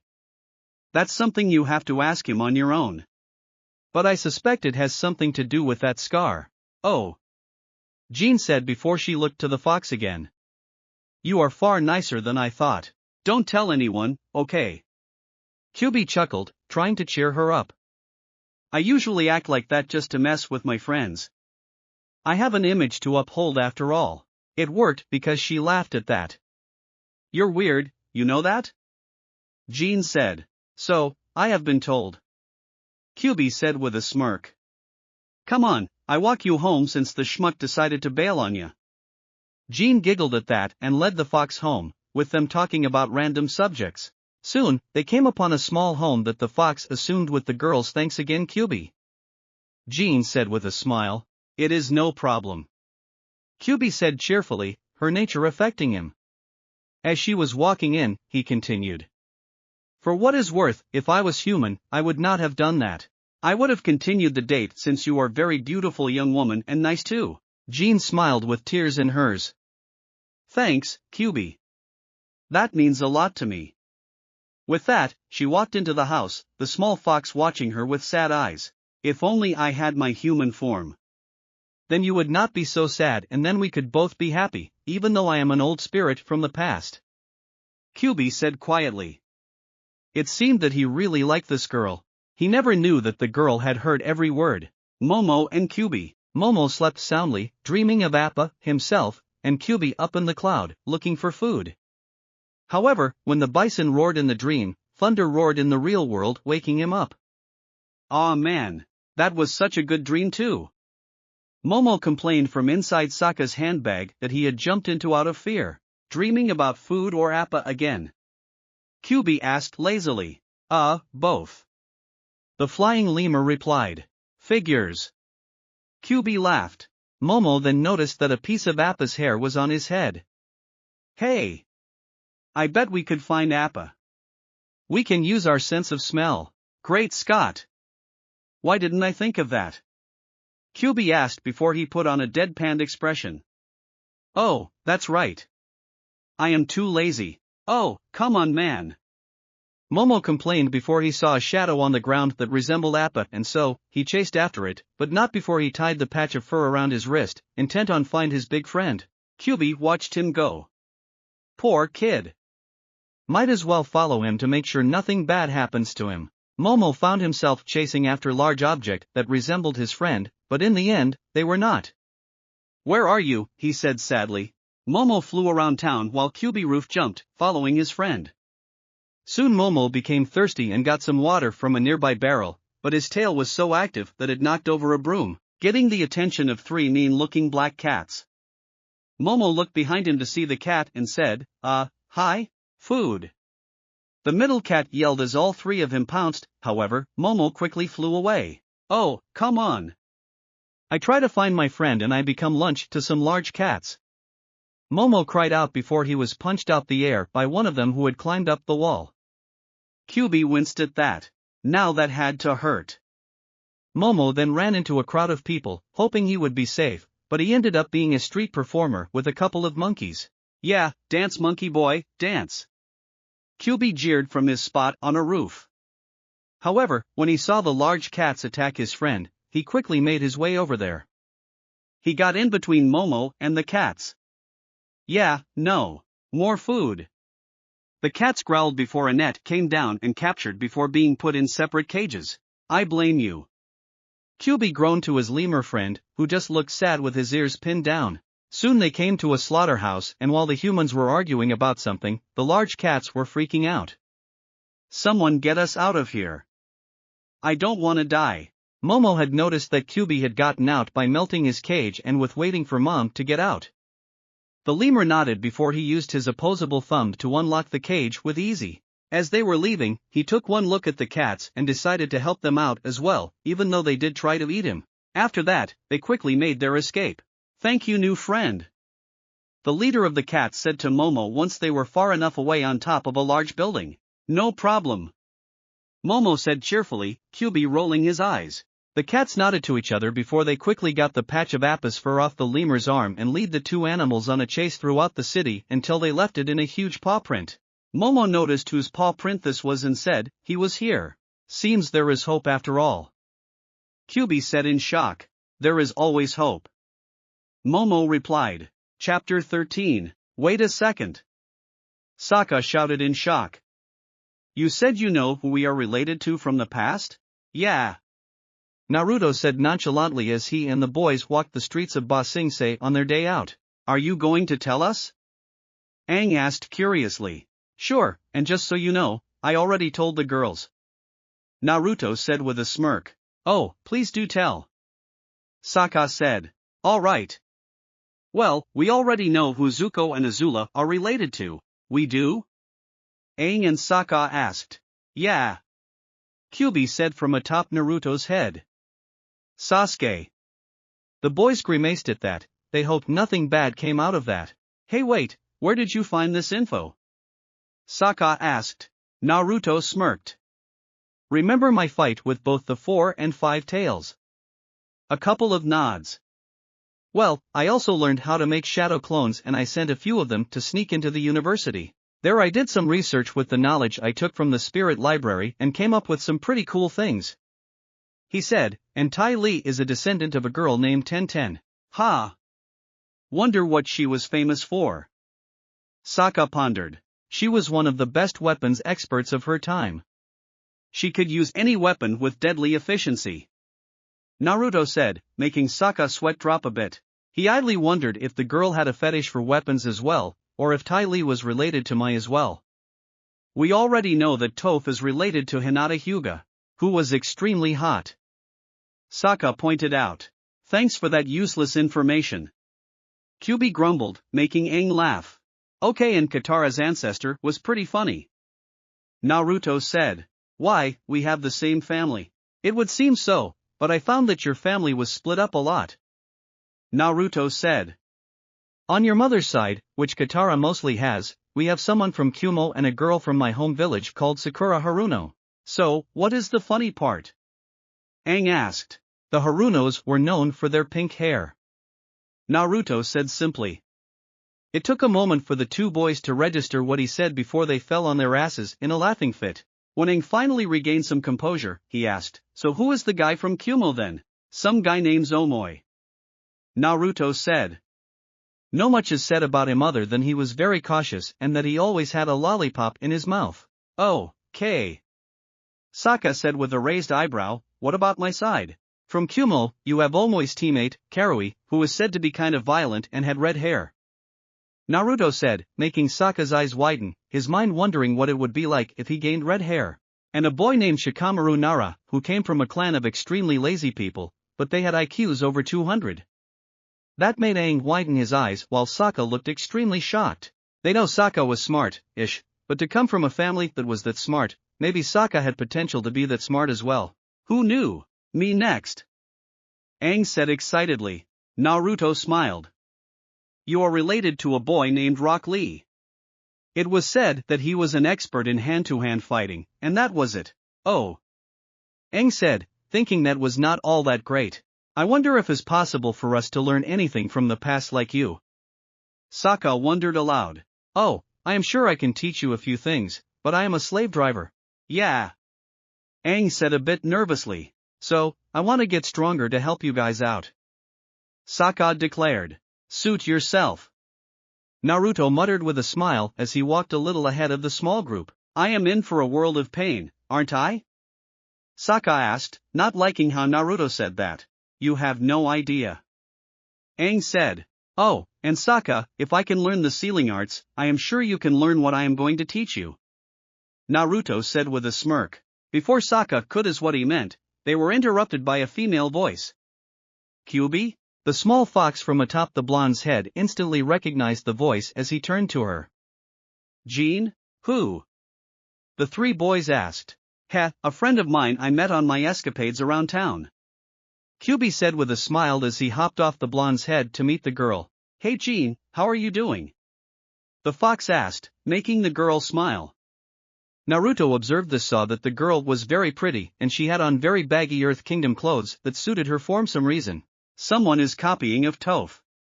The blonde though with a small smile. So, it is true? Jean asked. Is what true? Fox asked, not understanding. That if you still had your human form, that you would be with me? Jean asked, getting dropped jaws from the boys. Heh, you heard me, huh? Fox asked. Yes Kyuubi, and I know about what you were meant to do and know there is truth in your words. Kyuubi sadly smiled at the girl and said, yes, it is true. Naruto watched this with a smile. Never had he seen Kyuubi act like this to anyone before. Sure, the fox was perverted with some girls and secretly with Katara, but this was different. It seemed that the fox really had feelings for this girl. He then thought about what the sage had said in a dream once. Flashback. The night after the big fight between Naruto versus Han and Rashi was an interesting one at that. As soon as he hit the pillow, he was out like a light, but his mind was in overdrive. The blonde was once again in the white plane where the shadow of the Sage of Six Paths. Do you know why you cannot control level 2? No, I don't know why. Naruto asked, hoping he was not getting yelled at for being too weak. It is because you don't need Kyuubi anymore. Huh? Naruto asked, not understanding. The sage sighed. Maybe I should start from the beginning so that you know what I am talking about. The 9 were created for one purpose and one purpose only. To do what I could not, and that was to kill the Jubi. The spirits created them, fearing the avatar might not be enough to destroy it, especially after he disappeared. However, their curiosity got the better of them and they wanted to see what they were up against when the time came. Naruto's eyes widened. You mean? Yes, they time traveled as it was in their power to do so. However, when they arrived, it was their downfall because I was using the last of my power to do a few things before I died. I sealed the Jubi's body into the moon while also creating a massive seal that would keep the beast in there when it regained its chakra, and I split up the beast power, hoping it would just disappear. However, the 9 came and absorbed it, creating monsters. I would have stopped it, but the damage had already been done and I died. Oh man, they became something worse than the Jubi. Naruto said, so that was what Kyuubi meant when he said that the darkness of the old world had changed him. Yes. The sage said sadly. However, I made sure that I could help the people out, so I left the spirit world many times to deliver my next solution. On one of my final tries, I saw the descendants of my 2 children fighting. In the end, the Senju won over the Uchiha, and to my surprise, he was married to a descendant of my brother, a woman named Mito Uzumaki. I gave the solution to them and they accepted. To purify the darkness, they needed to be able to seal a bijou into someone who would combat the hate with love, and thus, the true purpose of the Jinchuriki was made, and what happened throughout the ages, you know. It was unexpected when I sent you to the future that the Kyuubi would be free from you while you purified the dark chakra more quickly than when the beast was inside the others. I see. Naruto said. Yes, and while the others are here, the process has sped up. The sage explained. Now, the reason you can turn into the golden fox is because Kyuubi is needed to trigger the energy inside of you so that you can turn into the bijou form. However, the reason you can't hold version 2 is because you don't need Kyuubi anymore for that. Why? Because, what you need is what my father needed and what Young Ing will need soon. The 7 chakras. The what? And wait, who was your father? Naruto asked. My father was the first avatar, and you will learn about the 7 chakras when the time is right. The sage explained. However, I fear the 9 as they are now will not be able enough to defeat the Jubi. That is why it is your job to defeat him when he comes, but do not worry, you will not be alone. When combined with the other 8, Kyuubi will be at his strongest and he will help you along with the young avatar. Wait, how do you know the Jubi will be free? Naruto asked in a panic. Because of the comet. Its first passing gave off enough power to fracture the seal I put on it, and because of it, the dark chakra of the Jubi has been able to influence the Fire Nation and make them once again dive more into darkness. The sage replied seriously. I see, so it all revolves around the Jubi. Naruto growled. So, wait, how will Kyuubi combine with the others? With this as one jutsu I was going to giving you. It will also help the fox in getting used to being human, because once they combine, they will be human, forever. The sage replied as he put a hand on Naruto's third eye and another on his chest. Flashback end. Naruto smiled, and before Kyuubi could tell the girl he did not have a way to be human, Naruto spoke up. Kyuubi, there is a way to be temporarily human for a bit, and I am working on a way to make you a more permanent human if that is what you wish. What? Why didn't you say something sooner? The enraged fox ranted. Because I just remembered it. Naruto replied, getting sweat drops from all those present. Do it! Kyuubi yelled out happily while Jean put on an excited look. Very well. Naruto said before he went through a few hand signs. Ancient style, blank clone. Naruto's chakra burst outside of him and then jumped off of him to form a pure white humanoid figure. At the questioning look from the fox, Naruto said, just jump into it and it will do the rest. The fox jumped into it, which rippled like water until smoke from around it, signifying the process was underway. Slowly the smoke closed in and Jean and the others watched in anticipation. When the smoke finally dissipated, Jean blushed at what she saw. Black boots, black baggy pants, a brown muscle shirt that showed off all the muscles he now had, a black jacket with the sleeves ripped off and a red number 9 on the back. His face was angular with a red goatee, piercing red eyes that Jean thought were pretty sexy, and spiky red hair that was like Naruto's only much longer, as in they went to his shoulders. "This is weird," Kyubi commented as he was not used to a human body. "True, but I have a feeling that you will be using that form a lot. So, what should we call your human form?" Naruto asked. Kyubi put on a thoughtful look that looked weird on his late-teen face. "You can call me Koza." "Well, Koza, let's go get to know each other a bit better, shall we?" Jean asked with a bright smile that Koza liked. "Whatever you say." Koza replied in a gentleman-like way as they headed off to a nearby tea shop. The only thing that Naruto said about that was, "Why does he have a coat? It is freaking hot out." "Who knows, maybe he though it made him look cool." Sokka replied as he noticed that Naruto had left his at their temporary home, which mostly identified the boy as the Golden Fox. "Oh well." Naruto said, "Well, I guess it is just the three of us. Oh hey, there's Alusa." Aang happily as he waved to the girl, who seemed happy to see him. Sokka and Naruto snickered at the girl's name, but Aang did seem to notice. In the past week that the two had been seeing each other, Azula had really started to fall in love with the boy. Her normal aggressive personality would shift to that of her kind and happy personality when she was with him. It would seem that because of Aang, she had gained a split personality, or both were in love with the last airbender. Her dark half because he was the Avatar and was powerful, and the light half because of his kindness and selflessness. Aang was also falling for the girl because they surprisingly had the same interests in some things, and spending time with the girl really did wonders for him. They were affecting each other. Sokka watched as Aang ran over to the girl and he felt like he knew the girl from somewhere but could not place it. He shrugged it off a moment later and said, "Okay, now it is just the two of us." "Actually, it is just you." Naruto said, "I am going to spy on Kyubi, this should be good." He then left Sokka to his own devices. Sokka was steamed at being left out. Maybe he wanted to spy on the fox turned human too. He then sighed as he calmed down before looking to the sky. Why do I have the sudden urge to go lie down in the park and stare at the clouds?" he asked himself before head off to do just that. It would seem that his Nara blood was finally kicking in. Naruto tried to find Koza and Jean, but it seemed that they disappeared. Of course, he was not really looking that hard. He knew the old fox could handle himself, he was just curious, is all.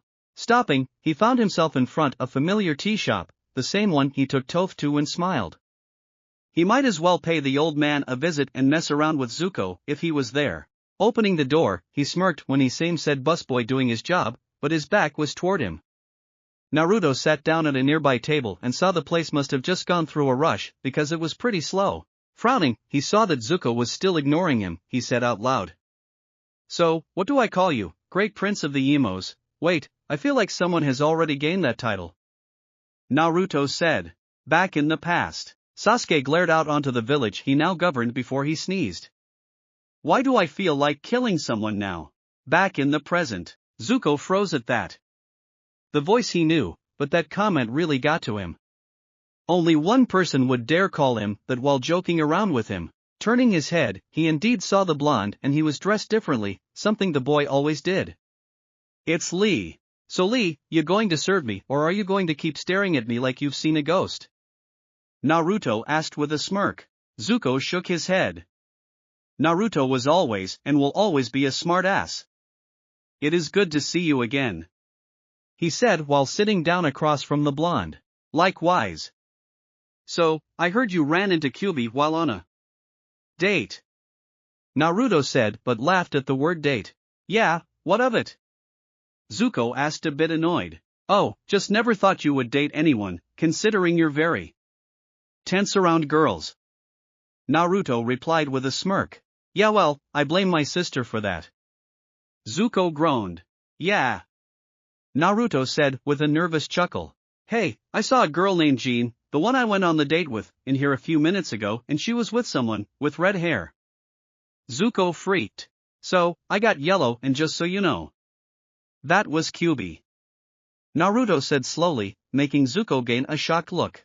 "Wha? How?" Naruto closed one eye and smirked, ancient ninja secret. Zuko sighed, figures. He then stared at the blonde, so, you upset a lot of people when you just left, Ty Lee the most. I know. Naruto said sadly. Then why did you go? Naruto sighed, you'll find out soon enough. The blonde then got up. Say ya later, Lee. It was good seeing you again. He paused and said, I met up with her not too long ago, and things are good now. Good to know. Zuko said truthfully. Tell the old man hi for me.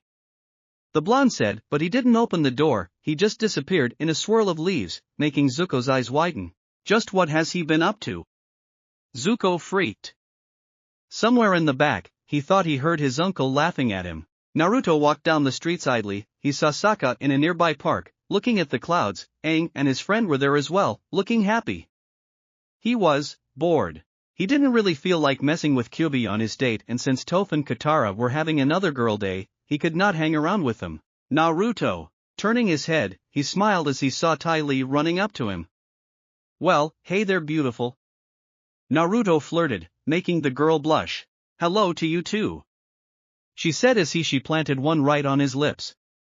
She then broke away, looking at him with half-laden eyes that were full of love.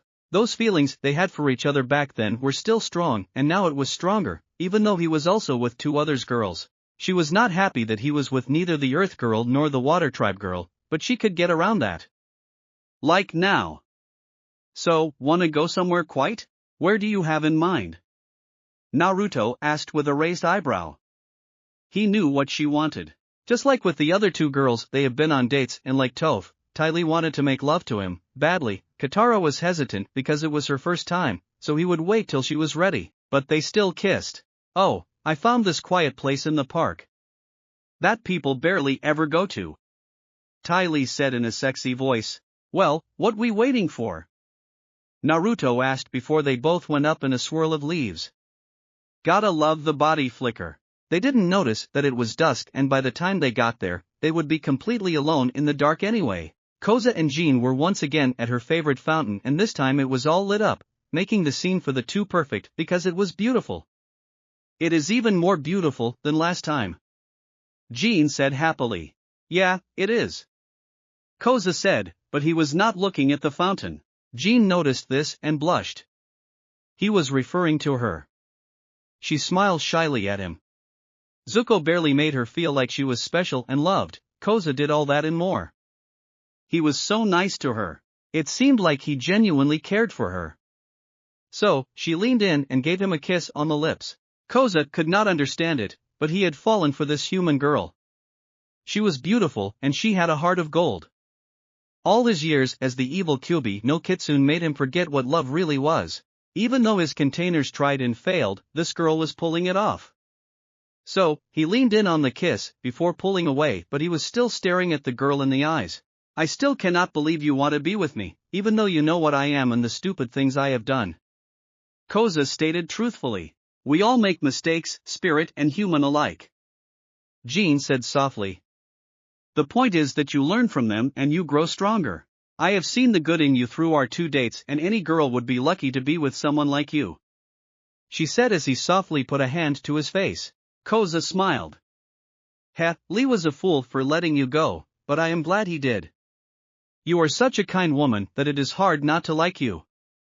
Still, are you sure you want to be with someone who is not a full human? Yet. She replied with a smile. I am sure your friend will figure out soon. Besides, I don't mind. Man, I am lucky. Koza said before he got serious. Also, being a kitsune, I am aligned with fire. The fires around them all turned ghostly blue, but somehow, it made the area more beautiful in her eyes. I honestly don't mind. Jean said before they came at each other in another kiss, but this one lasted far longer, with Koza's hand on the girl's lower back and hers on his neck. They were both enjoying this greatly. The duo of Naruto and Ty Lee were fiercely making out under a tree in the dark, not that they cared about that little detail. Slowly they peeled each other's clothes off, and soon they were both in the nude and Ty Lee looked nervous. Naruto saw this and asked, What is wrong? This is my first time, but I am glad it is with you. Ty Lee replied lovingly, making the blonde smile at her. Lemon that can't be seen. Soon, Tylee's breathing was back to normal, but their intense session had knocked her out and she was snoring peacefully with a big smile on her face. Naruto smiled before he kissed her forehead and then put his clothes back on. He took her in his arms bridal style while also scooping up her clothes and body, flickered to her hotel room and gently laid her down on the bed while putting her clothes on a nearby chair. He then put her blanket over her so she would not be cold that night. Naruto smiled at her peaceful face and placed another kiss on her forehead. Tylee smiled in her sleep before she muttered, "I love you Naruto, so much." The blonde smiled and said, "I love you too." That seemed to make the girl happy because she smiled again before rolling over her sleep. The blonde then body flicker out of there just as the door to her room opened. Mai poker her head in because she thought she heard something. However, she wrinkled her nose and asked, "Man, why does it seem like sex in here?" "Oh Naruto, do me more." Ty Lee moaned out in her sleep. "Oh, that's why, geez." Mai complained before she shut the door. Naruto appeared in his and Toph's room to find the girl still away and smirking at him. "Did you and Ty Lee have fun? Huh, how did you know what we did?" "Oh please, anybody that was awake could have heard those screams," Toph said with a smile before it turned perverted and she gained a blush. She kissed her lover sensually before saying, "Please, make me scream." Naruto blinked before he smirked in a feral way. "Your wish is my command my love." Chapter 14. Currently, Sokka was drawing. Why and what, you may ask? Well, he was trying to make Lost Appa posters so that they could find their big furry friend a lot sooner. However, his drawings were rather childish. He absolutely no artistic talent in drawing. Next to him, Toph was lounging about, staring at the ceiling. Kyuubi was next to her, sleeping in his fox form. Naruto was on the other side of her, sleeping out of boredom. Aang and Katara were not there because they went out to find a copier so that they did not have to draw all the posters like Sokka was stupidly doing. Surprisingly, Jean knew someone and took them to her friend. Jean was right, we found the printer to make our posters, Katara said when her, Jean, and Aang returned home with smiles on their faces. She then showed Sokka the poster that they had made. Let's just say it was way better than anything Sokka had. "Hey, I thought designing the Lost Appa poster was my job," Sokka complained before he showed them his pictures. "I have been working all day on my Appa." Katara looked about to ready to laugh while Aang said, "Sokka, the arrow is on Appa's head. This is his head." Sokka defended himself. "Why are feet coming out of it?" Katara asked when she took the picture away from him to get a better look. "Those are his horns." Sokka cried as he snatched the paper back before sighing, "I haven't seen him in a while, okay? It looks just like him to me," Toph said. Naruto, who had woken up when the three got there, smiled. "Thank you, I worked really." Sokka then realized that he was talking to a blind person. "Why do you find the need to do that?" Toph just smirked. "Ha!" Kyuubi laughed, "Because it's funny. You do have to admit that is a bit funny." Jean replied as the small fix jumped into her hair. "Let's just stick with the professional version," Katara offered, which made Sokka rip up the one in his hands. "Come on. Let's get busy," Aang shouted excitedly as he handed them out to all his friends. Naruto just chuckled at the bald kid's enthusiasm, not that he could blame though. He also wanted to see the big fur ball. The next moment, they saw Aang and Momo high in the air, dropping the flyers all over Ba Sing Se. "He sure is happy," Naruto said to himself with a smile as he did it the old-fashioned way. Iroh had just finished serving a few of high-class-looking men and was about to go refill his teapot when they called out to him. "So, you're the genius behind this incredible brew," one of the men said, obvious the richest one, as indicated by his jewelry and the two men flanking him. "The whole city is buzzing about you. I hope Po pays you well. Good tea is its own reward." Iroh smiled. "But, it doesn't have to be the only reward," the man said with a smirk. "How would you like to have your own tea shop?" My own tea shop," Iroh stammered out in shock before he smiled. "This is a dream come true. What's going on here?" a man said as he quickly got between them. He was rather weak looking. This man was Po, Iroh's boss. "Are you trying to poach my tea maker?" "Sorry pal, but that's business for you, am I right?" the wealthy man replied. "Mushy, if you stay, I'll make you assistant manager." Po said, hoping to get Iroh to stay and was getting desperate. Wait. Senior Assistant Manager. I'll provide you a new apartment in the upper ring. The tea shop is yours to do whatever you want. Complete creative freedom. The rich man said slyly. I even get to name the shop? Iroh asked. Of course. The man said, and Po tried one more time with some ridicule-sounding title, but it failed. Iroh gave his old boss the teapot and smiled to the rich man. Iroh turned to Zuko, who was slowly serving tables, and said, Did you hear, nephew? This man wants to give us our own tea shop in the upper ring of the city. That's right, young man. Your life is about to change for the better. I'll try to contain my joy. Zuko rasped out dryly as he put the tea tray on a table and walked out of the tea shop. I really don't know if that is a good thing or a bad thing, Zuko thought as he leaned against the building. Then a few flyers fell down from the sky. His eyes widened when he saw that it was Appa on the piece of paper. Looking up, he didn't see anyone, but that didn't stop him from looking. In the Avatar was here, then he needs to complete his mission. To get a better view, he climbed one of the buildings, but found no trace of the bald kid anywhere. However, he found someone else. Naruto was also on the building looking at him with a serious expression. Looking for someone? Yes. The Avatar is here. My mission is to take him to my father to regain my honor. Zuko declared. Right, Ty Lee told me about your problem. Naruto said with a frown. And I am sorry for what happened. But.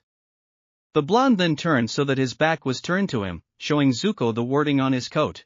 I maybe not hate you for being Fire Nation, but I will stop you if I must. With that, Naruto leapt of the roof and to the next building with ease before he disappeared in another leafy body flicker. Zuko had a pale but shocked face. And Naruto is the Golden Fox. The group, after posting up the few flyers that Aang left, were currently back at the apartment.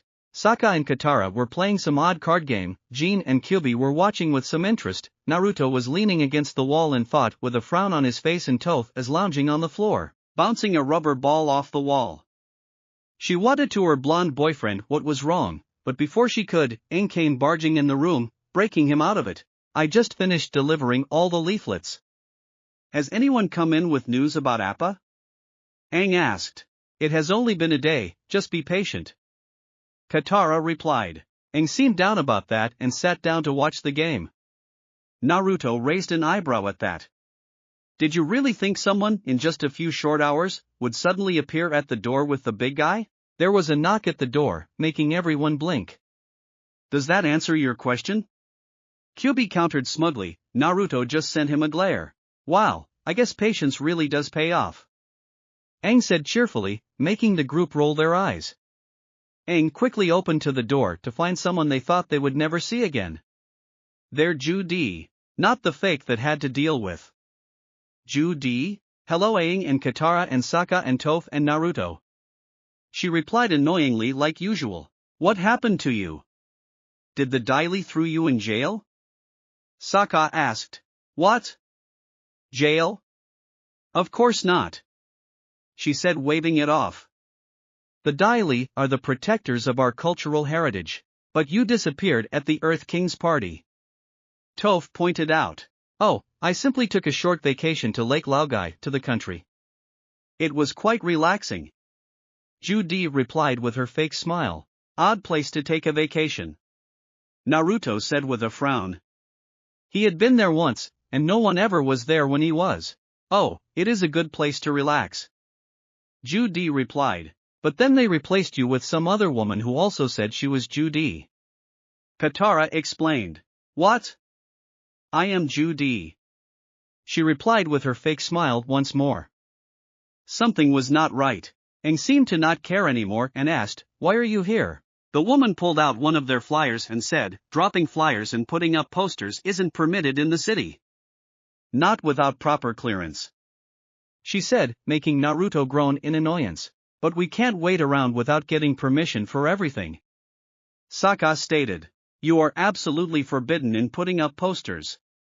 Ju-Di said in her creepy way that ticked them off. Aang glared at her and his face went red. We don't care about your stupid rules and we are not asking permission. We are finding Appa on our own and you can just stay out of our way. He screamed at her, making the woman inch out of the house in fear before Aang slammed the door in her face. That might come back to bit us in the blubber. Sokka pointed out. Who cares? QB cheered. That was awesome. I agree. Those rules were really getting to me, and if Aang hadn't said anything, I would have. Naruto said with a smirk. I am with you on that. Toph cheered while Katara smiled, thinking the same. I don't care. Aang said, from now on, we do whatever it takes to find Appa. Yeah. Let's break some rules. Toph cheered before she used her earth bending to blast a corner of the house apart. Oh, this should be fun. Naruto said with a smile. He so loved to break rules because he hated this annoying city. He was better off in the country. As they walked out to do their own search, they didn't notice the two Daily agents watching them. I am very disappointed in your work with the Avatar and his friends, Judy. Long Fong said as he stared down the woman. I had hoped you would be able to control this situation. I am so sorry, but they don't trust me anymore. I don't think I can keep working like this. Judy said, looking ready to cry. Judy, the Earth King has invited you, Lake Laogai. Long said with an echoing voice. The woman's eyes dilated and she replied in a flat monotone, I am honored to accept his invitation. Good. Long said with a smile and nod. Now go await further orders. She bowed and left. If the Avatar keeps searching for his bison, it could upset the delicate balance we've worked so hard to achieve in this city. It could even cost us control of the Earth King. Long said loud to his soldiers by the door. Should we take care of them? One of them asked. No, it is much too dangerous to confront him directly, especially with the golden fox and his odd friends around. Long said as he stared into the green fire in his fireplace while holding a scroll. Let's handle this. Quietly. Zuko calmly walked into his and his uncle's old apartment as calmly as he could. So, I was thinking about names for my new tea shop. How about the Jasmine Dragon? It's dramatic, poetic, has a nice ring to it. Zuko ignored that and held out the flyer he had in his clothes. The Avatar is here in Ba Sing Se and he has lost his bison. Oh, and Naruto is the freaking golden fox. Iroh took the paper and sighed, we have a chance for a new life here. If you start stirring up trouble, we could lose all the good things that are happening for us. Good things that are happening for you. Zuko rounded on the old man. Have you ever thought that I want more from life than a nice apartment and a job serving tea? There is nothing wrong with a life of peace and prosperity. Iroh said. I suggest you think about what it is that you want from your life and why. I want my destiny. What that means is up to you. Iroh said as Zuko began to walk into his room. He then got another idea. The tea Weimel. No, that's stupid. Uncle, you didn't seem surprised that Naruto was the golden fox. Zuko said quietly. Oh, I met him a few days ago. I was surprised at first and then I just accepted it. He is only doing what he thinks is right. Iroh commented. By killing off Fire Nation troops like it is nothing. Iroh sighed, I guess you don't know the story of why he is like that. At Zuko's confused look, Iroh began the tale Naruto had told him. The gang was once again putting up more posters and no one seemed to care that much. We'll split up to cover more area. Toph, I guess you should come with me and Naruto. Why? Because you don't think I can put up posters on my own? Toph argued before she grabbed a paintbrush from his hand along with a flyer and put it on the wall. It was on backwards. At the eerily quiet response, she asked, It's on upside down, isn't it? I'll just go with you too then. QB smirked and as he and Jean walked away. I don't know if I should be the one talking, but her pride does get the best of her sometimes. Well, I think it is cute. Jean replied with a smile. Katara was putting up posters near a well when she heard a familiar voice. Katara? There, walking up to her in his freedom fighter armor, was Jet. I think I can help you. A glare made its way onto her face. She was still very angry him after what he tried to do with that village. So, she bent the nearby water and sent in a crash wave towards the boy. Katara, I changed. He said hurriedly, very afraid. Tell to some other girl, Jet. She growled as she sent ice at him. He blocked them all with his Chinese hook swords and said, "Katara, I don't want to fight you. I am here to help." Before he dropped his swords, however, he smirked as he reached for something in his pocket. Katara reacted by creating more ice to pin Hai to a wall. A few moments later, she heard her brother and her other friends.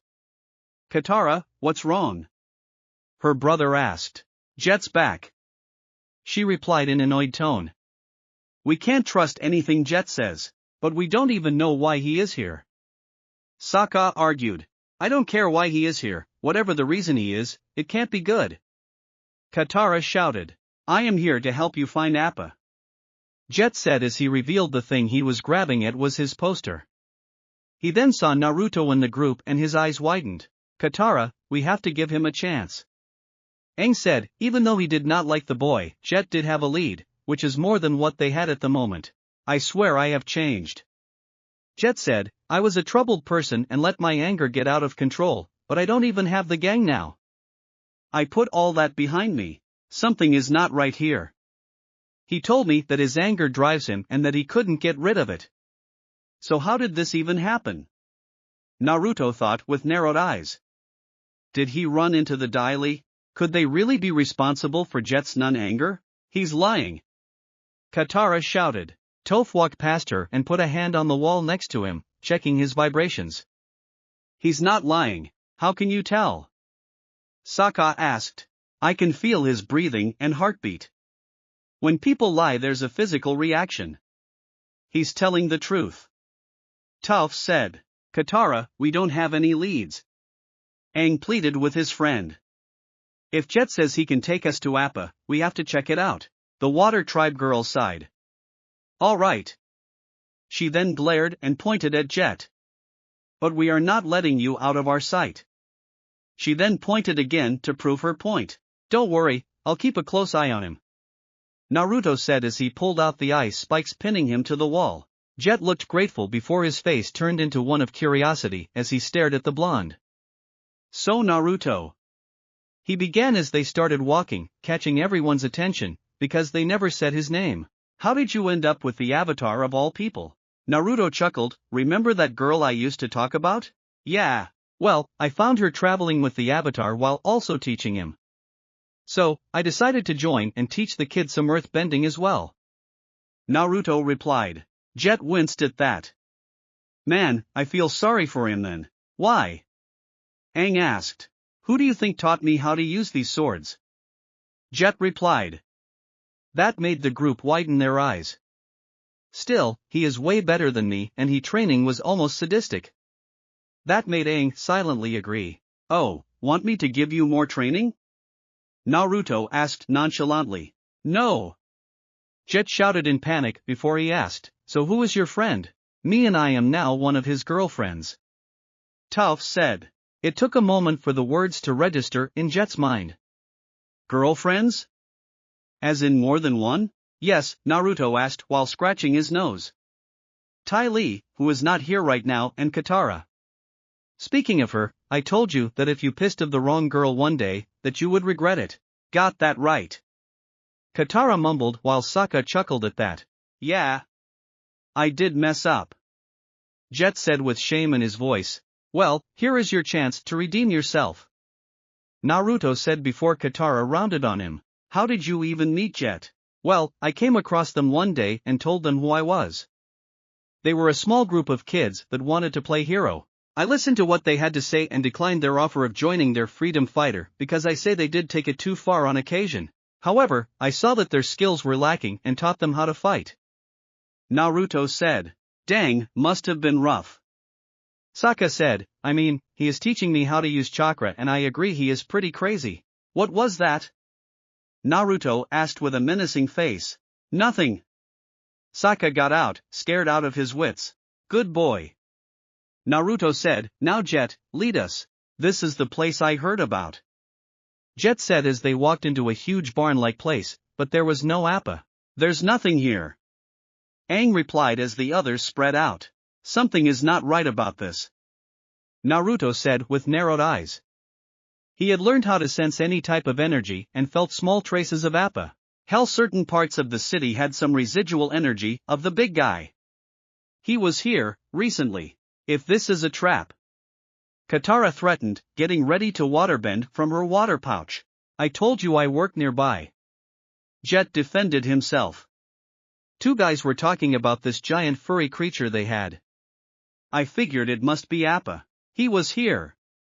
Toph said, making the others run over to the girl, who had a patch of his fur in her hands. We missed him. Aang said as he held the fur. Then I am not going crazy. Naruto replied. I felt some of his energy here and around town. It would explain the giant footprint that Kyuubi and Momo found the other day. Aang heard about that, but didn't know how to interpret that. He was just happy his friends found some clues. They took that thing yesterday. An old man said as he swept the floor. Shipped him out to some island. By this time, the whole gang was listening intently to the old man's words. The old guy seemed very tired to them. About time. I have been cleaning up fur and various leavings all day. What island? Where's Appa? Aang asked excitedly. Foreman said some rich royal type on Whaletail Island bought him up. Guess for a zoo or such. Could be the meat would be good. That last statement made them shiver a bit. We have got to get to Whaletail Island. Aang said before he put on a deadpan look. Where's Whaletail Island? Far, very far. Sokka replied sadly as he looked at his map. He shows them the spot on the map and said, here, it near the South Pole, almost all the way back home. Aang will take us weeks just to get to the tip of the Earth Kingdom. And then we'll need to find a boat to get to the island. Katara explained. Not to mention we'll be going back through the desert for the quickest way there. Naruto commented. I don't care. Aang said, we have a chance to find Appa, we have to try. Sounds fine to me. Naruto said, ready to get the hell out of this city. Must be nice to go to an island. The old man said as he swept, clearly, he was old and alone. I haven't had a vacation for years. Don't you have some more hair to clean up? Katara asked rudely, annoyed by the man's ramblings. The man sighed as he understood. Shuffle on, I get ya. No more need for old Sweepy. You're right, Aang. Our first concern is to find Appa. Katara replied after the old man was gone. We can come back when we have him. Alright, let's get moving. Sokka said. Wait, I'll come with you. Jet called after them. We don't need your help. Katara spat. Why won't you trust me? Jet asked before he left with the other boys. Gee, I wonder. Katara grumbled to herself. Was this guy your boyfriend or something? Toph asked with a smirk. What? No, I can tell you're lying. Toph said in a sing-song voice. But it would seem that Naruto does not have any competition with him. Which is fine with me. Katara then ran to catch up with the others, making Toph snicker. We can take the train out to the wall, but then we'll have to walk. Sokka replied. Don't worry, on the way back, we'll be flying. Aang said cheerfully. Right, if we are going to be walking the rest of the way, I suggest I call in my Jinchuriki friends, for just in case. Naruto suggested, which made the group feel safer. However, Jet had no clue what he was talking about. We are finally leaving Ba Sing Se. Toph cheered while throwing her arms up in the air. Worst city ever. I agree. Out there, we won't have rules. Naruto cheered as he grabbed the girl and spun around with her, both of them laughing happily. Katara looked at them with a bit of jealousy. Naruto had not done that with her yet. Jet! A voice called out in shock. It was Smeller B, who was also shocked to see Naruto in the group as well. Jet stopped in shock while Katara glared. I thought you said you didn't have your gang anymore. I don't. Jet said, too shocked to hug the girl back. I was so worried. Smeller B exclaimed. How did you get away from the Daily? The Daily? Katara shouted in fear and shock. That would explain a few things. Naruto mumbled under his breath, trying to figure this out. I don't know what she is talking about. Jet said, a bit confused. He got arrested by the Daily a couple of weeks ago. Smeller B explained. We saw them drag him away. Why would I be arrested? I have been living peacefully in the city. This doesn't make any sense. Toph said as she felt the ground between them. They're both telling the truth. That's impossible. Katara shouted. No, it is not. Toph can't tell who is lying because they both think they are telling the truth. Sokka replied. Jet's been brainwashed. Or it is a form of hypnotism. Naruto offered with a frown. I wouldn't put it past the Daily to do that. That's crazy. It can't be. Jet shouted, getting freaked out. Stay away from me. He shouted as they all converged on him. Chapter 15. The small group was in one of their rooms at the apartment they were staying at. They took Jet there to hopefully set this odd occurrence straight. However, Katara didn't think it was a good idea, as she still didn't trust the boy, even if Naruto taught him how to fight with those hook swords. The Daily must have sent Jet to mislead us and that janitor guy as part of their plot too. Somehow, I really doubt they sent the old man for that, but I can see them using an experienced fight like Jet. Kyuubi commented from atop Jin's head, making Naruto nod gravely. I bet they have Appa here in the city. Aang said, maybe he is in the same place he took Jet. Where did they take you? Nowhere, I don't know what you are talking about. Jet said. His mind was in a jumble and he could not think straight. We need to find a way to jog his memories. Aang replied. Maybe Katara could kiss him. That should bring something back. Sokka replied with a smirk. Maybe you should kiss him, Sokka. Katara replied with a glare. Hey, just an idea. Sokka said with his hand out in front of him. A bad one. Naruto and Aang stated. Naruto because he was with the girl and Aang because he did not want to see his sister figure with someone like Jet. Sokka then tried something, a piece of grass that Jet usually had in his mouth, and that did not work at all. Try to think of something from the past that triggers your emotions. Toph suggested. The Fire Nation. Smeller be offered. Remember what they did to your family? No. Naruto said with a small growl, making the others look at him in shock.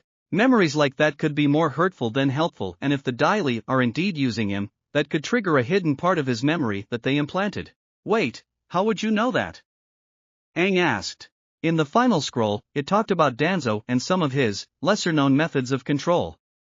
It was dangerous to use, so he usually just stuck with breaking them, making them emotionless. This whole thing screams something Danzo, or in this time, Long Feng would do. He looked up and he saw that most of the people in the room looking pale. Jean, who thanked to Kyuubi, was catching up to the gang about Naruto. Still, that is crazy. She replied. Though, it is not far-fetched. Kyuubi replied, he already rules this place through fear. Right. Naruto replied. Katara sighed and walked up behind Jet. Maybe this will help. She stated as she used water bending on his head, and as it glowed, he saw the image of a stern-looking man on a lake before he was pulled under and saw an underground cavern under the water. They took me to a headquarters under the water. Jet managed to get out in a strained voice. Like a lake. Wait. Remember what Judy said? Sokka interjected. She said she went on vacation to Lake Laogai. That's it. Jet exclaimed. Lake Laogai. This lake must be of some importance then. Let's tread carefully about how we do this. Naruto cautioned. Jet led them to a large lake on the outskirts of the city, and it was a pretty good-sized lake. So where is this secret headquarters? Sokka asked. Under the water, I think. Jet replied while rubbing the back of his head. Yep, just like his ancestor. Naruto grumbled, remembering about where Danzo sometime had a base. There's a tunnel right over there, near the shore. Toph said, pointing to their left. My earth vision is not that well tuned. Can you get it for us? Naruto asked with a smile. Sure. Toph replied as she walked over and had it rise while whistling a small tune. There was indeed a small entrance. When they managed to open the small rock lid, revealing a hole in the ground, Momo shivered before flying off, not wanting to go underground after what happened last time. Wimp. Kyuubi chuckled and Jean flickered his ear. I am a little iffy on going down there myself. So, I will keep him company. Jean replied with a smile, but the fox could see she was shaking a bit. Kyuubi wisely kept his mouth shut as he leapt onto Naruto's head, before they made their way down. It's all starting to come back to me, Jet stated as the group snuck around in the green-lit hallways of the Long Fang's hideout for his daily. They had to be very careful not to get caught or else their lives are forfeit. The group passed a room that got Naruto's blood pumping in anger. A daily operative was speaking slowly to blank-eyed women. I'm Ju Di.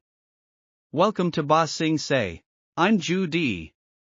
Welcome to Ba Sing Se.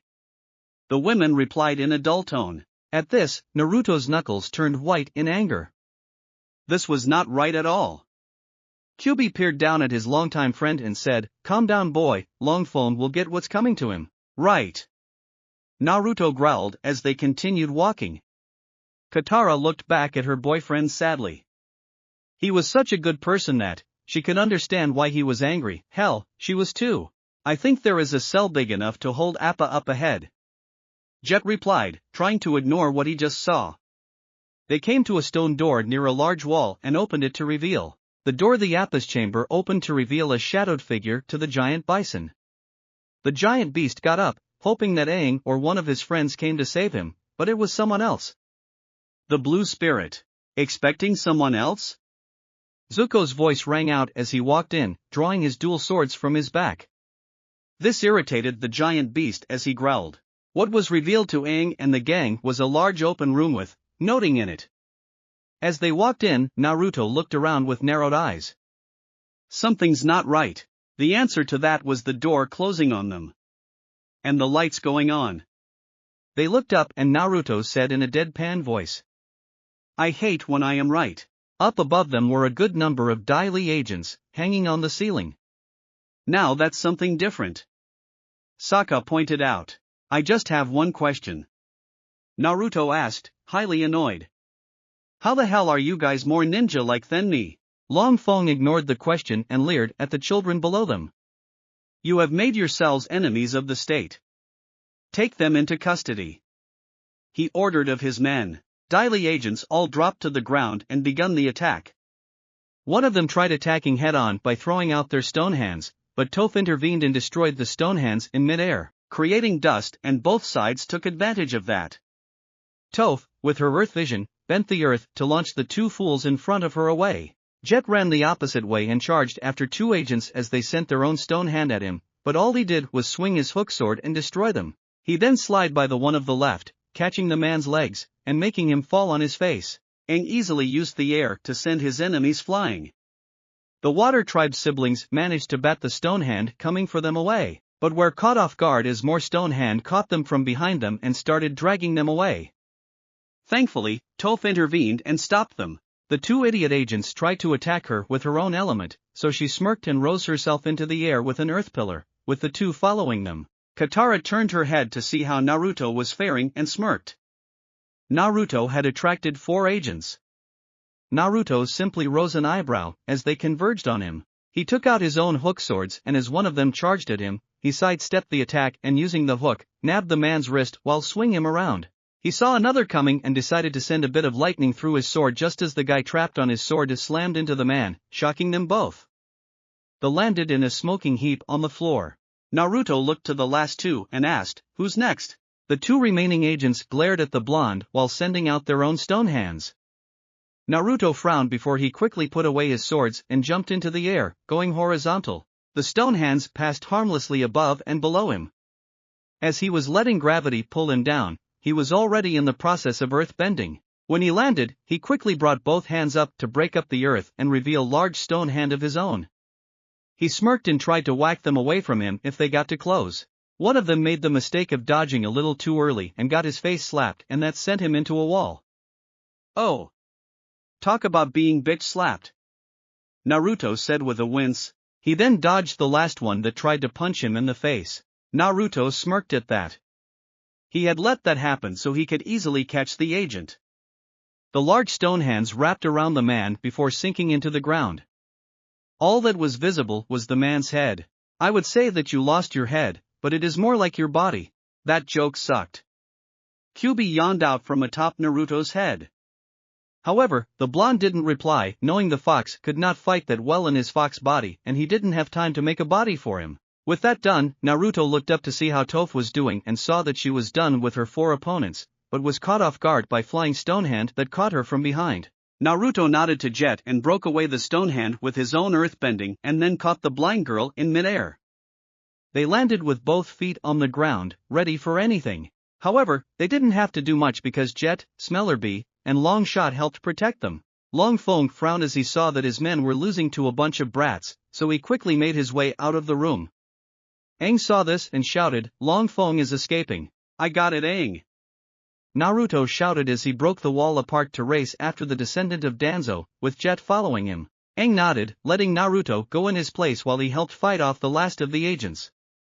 He knew Naruto could handle himself.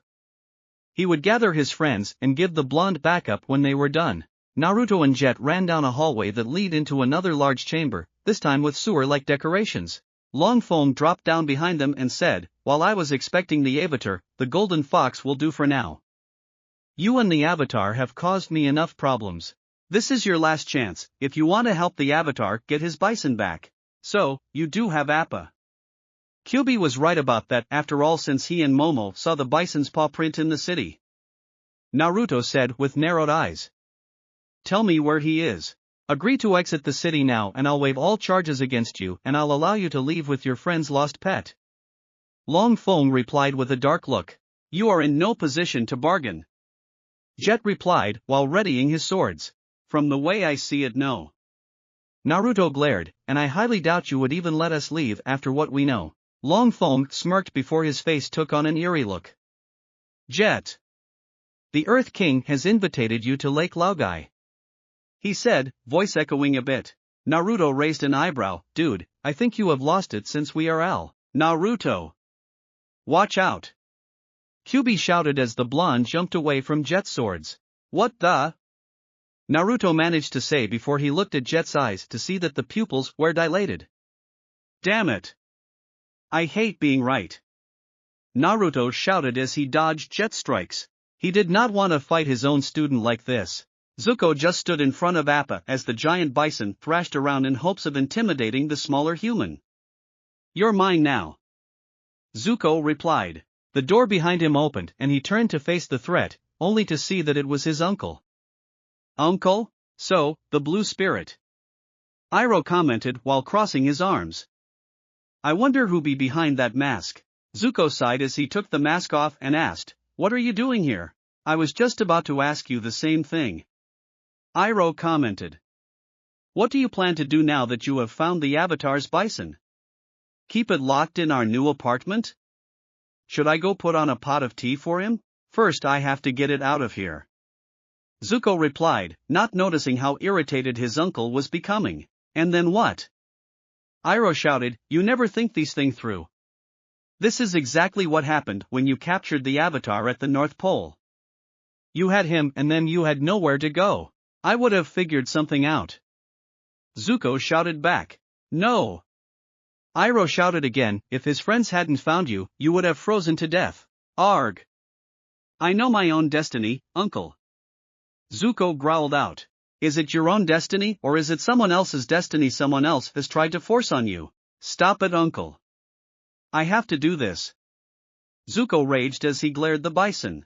"I'm begging you, Prince Zuko. It is time for you to look inward and begin asking yourself the big questions. Who are you and what do you want?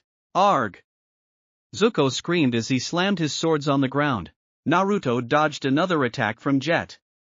"Jet, this isn't you. I never thought you would be so easily controlled. You don't have to do this."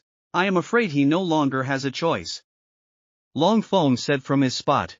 Jet charged at Naruto again and Naruto noticed that Jet was not using his full skills, which meant that his current state of mind was limited. "Fine, you wanna play, let's play," Naruto growled as he once again took out his own hook swords and countered Jet's strikes. Naruto saw that he could easily beat Jet and went in for it. He used the hooked ends of his blades to rip away Jet's swords easily. Dropping his swords, he yelled, "Jet! You don't have to do this. You are a freedom fighter. So, wake the hell up!" Naruto shouted as he ran at his old friend and punched the teen's face. Jet stumbled a bit as memories assaulted his mind and he regained himself. What? Kill him now! Long Feng shouted, having grown impatient. Jet growled as he picked up his sword and threw it at Long Feng with all the strength he could muster. However, the older man dodged with ease and sent a fatally deadly strike of earth toward the teen. Naruto's eyes widened as he used the earth vision to see through the dust. The earth strike was way too quick for him to pull Jet fully out of the way, so he did the next best thing, moved him with earth bending to the right so it would not be as fatal. There was a sickening crunch of metal, earth, and bone, and then the dust cleared to reveal Jet lying on the ground. His left portion of his suit dented pretty badly as most of the metal had already crumbled off. Jet! Naruto yelled as he rushed over to his downed friend and student as Long Feng got away. I am sorry, Naruto-sensei. Jet breathed out. Don't be. Naruto said sadly as the door opened to reveal Aang and the gang. They all looked shocked that Jet was on the ground with Naruto leaning over him. They quickly gathered around the downed teen, fearful of what happened. Thinking quickly, Katara pulled out her water to check on Jet. Her eyes widened when she went over the left side of his body. This isn't good, she said sadly. Smellerbee looked like she wanted to cry, but she said, you guys go and find Appa. We will take care of Jet. We are not going to leave you. Katara said in a strained voice. There's no time. Long Shot said with a weak voice. They were all shocked to hear the normally silent archer speak. Just go. We'll take care of him. He's our leader. Don't worry, Katara, I'll be fine. Jet managed to get out with a weak smile. The group slowly walked out of the chamber soberly and Toph said in a grave voice, he's lying. Sokka looked sad at that before he noticed that Naruto was still with Jet. Naruto-sensei, take of them, especially Katara, for me. Jet said quietly. I will. Just, make sure you make it. You have too much to live for. He said, motioning over to Long Shot and Smellerbee. Jet just gave a weak smile before Naruto caught up with the Aang and the gang, with a sober expression of his own. Toph grabbed Naruto's hand and said, please don't ever leave me like that. Don't worry, I won't do that to you. Naruto said while giving her hand a reassuring squeeze. But, I would die just to protect you, all of you. That seemed to make the girl happy, but she did not want him die anytime soon. Still, his declaration brought a smile to the group's face. Katara even blushed as well and hung back to hold his hand as well. Naruto just smiled. Kyuubi sighed, but he knew what Naruto did. If they were lucky, Jet might just survive. Soon they came upon another large room and Toph opened the door for them. However, their giant furry friend was nowhere in sight. Appa's gone. Long Feng beat us here. If we keep moving, maybe we can catch up with them. Sokka suggested. I agree, let's move. Naruto said as they ran toward the entrance towards the beach, which Toph created to save them some time. When they managed to get above ground again, they ran along the beach to get the other entrance quicker, but it turned out they had some tag along because Dai Li agents were chasing them. You think we can outrun them? Sokka asked. I don't think it is going to matter. Aang said as he saw Dai Li agents ahead of them as well. Soon they found themselves trapped because they raised a wall of earth ahead and behind them. On one side was a mountain range and the other was the lake. Suddenly, Momo flew down around them chatting up before he flew upwards again. Cube only smirked. What is it, Momo? Aang asked. They looked up to find Appa flying down to them from in front of the sun. Appa. Well, I am glad this worked out then. Naruto said with a smile because the giant bison smashed his way through the wall, scattering the Dai Li agents that had been on the walls. Before they could do anything else, the mountain range holding the other Dai Li agents exploded, sending them into the water. The group looked around to see Jean in an earth-bending stance. She smiled and said, What? I am not just some helpless girl. I like her. Toph shouted with a smile. Appa then landed in front of Long Feng and he looked pissed. Long frowned and said, I can handle you by myself. Long then jumped at the bison with a kick, but Appa caught him with his mouth before Appa flung the man into the lake as well. Appa looked puzzled before he figured out what was wrong and spat out Long's shoe. The gang ran over to the giant bison and they all gave him a hug, even Jean. I missed you, buddy. Aang said with a smile, and Appa just seemed happy. As they flew away on the giant bison, they embraced. They just never saw Zuko and Iroh climb out of the Dai Li's hideout, with Zuko throwing away the blue spirit mask into the water. with his uncle telling him that he did the right thing. That's it for this reading. Hit like and subscribe for a free ticket pass going to the different worlds of anime fanfiction. Looking forward to having you on board again.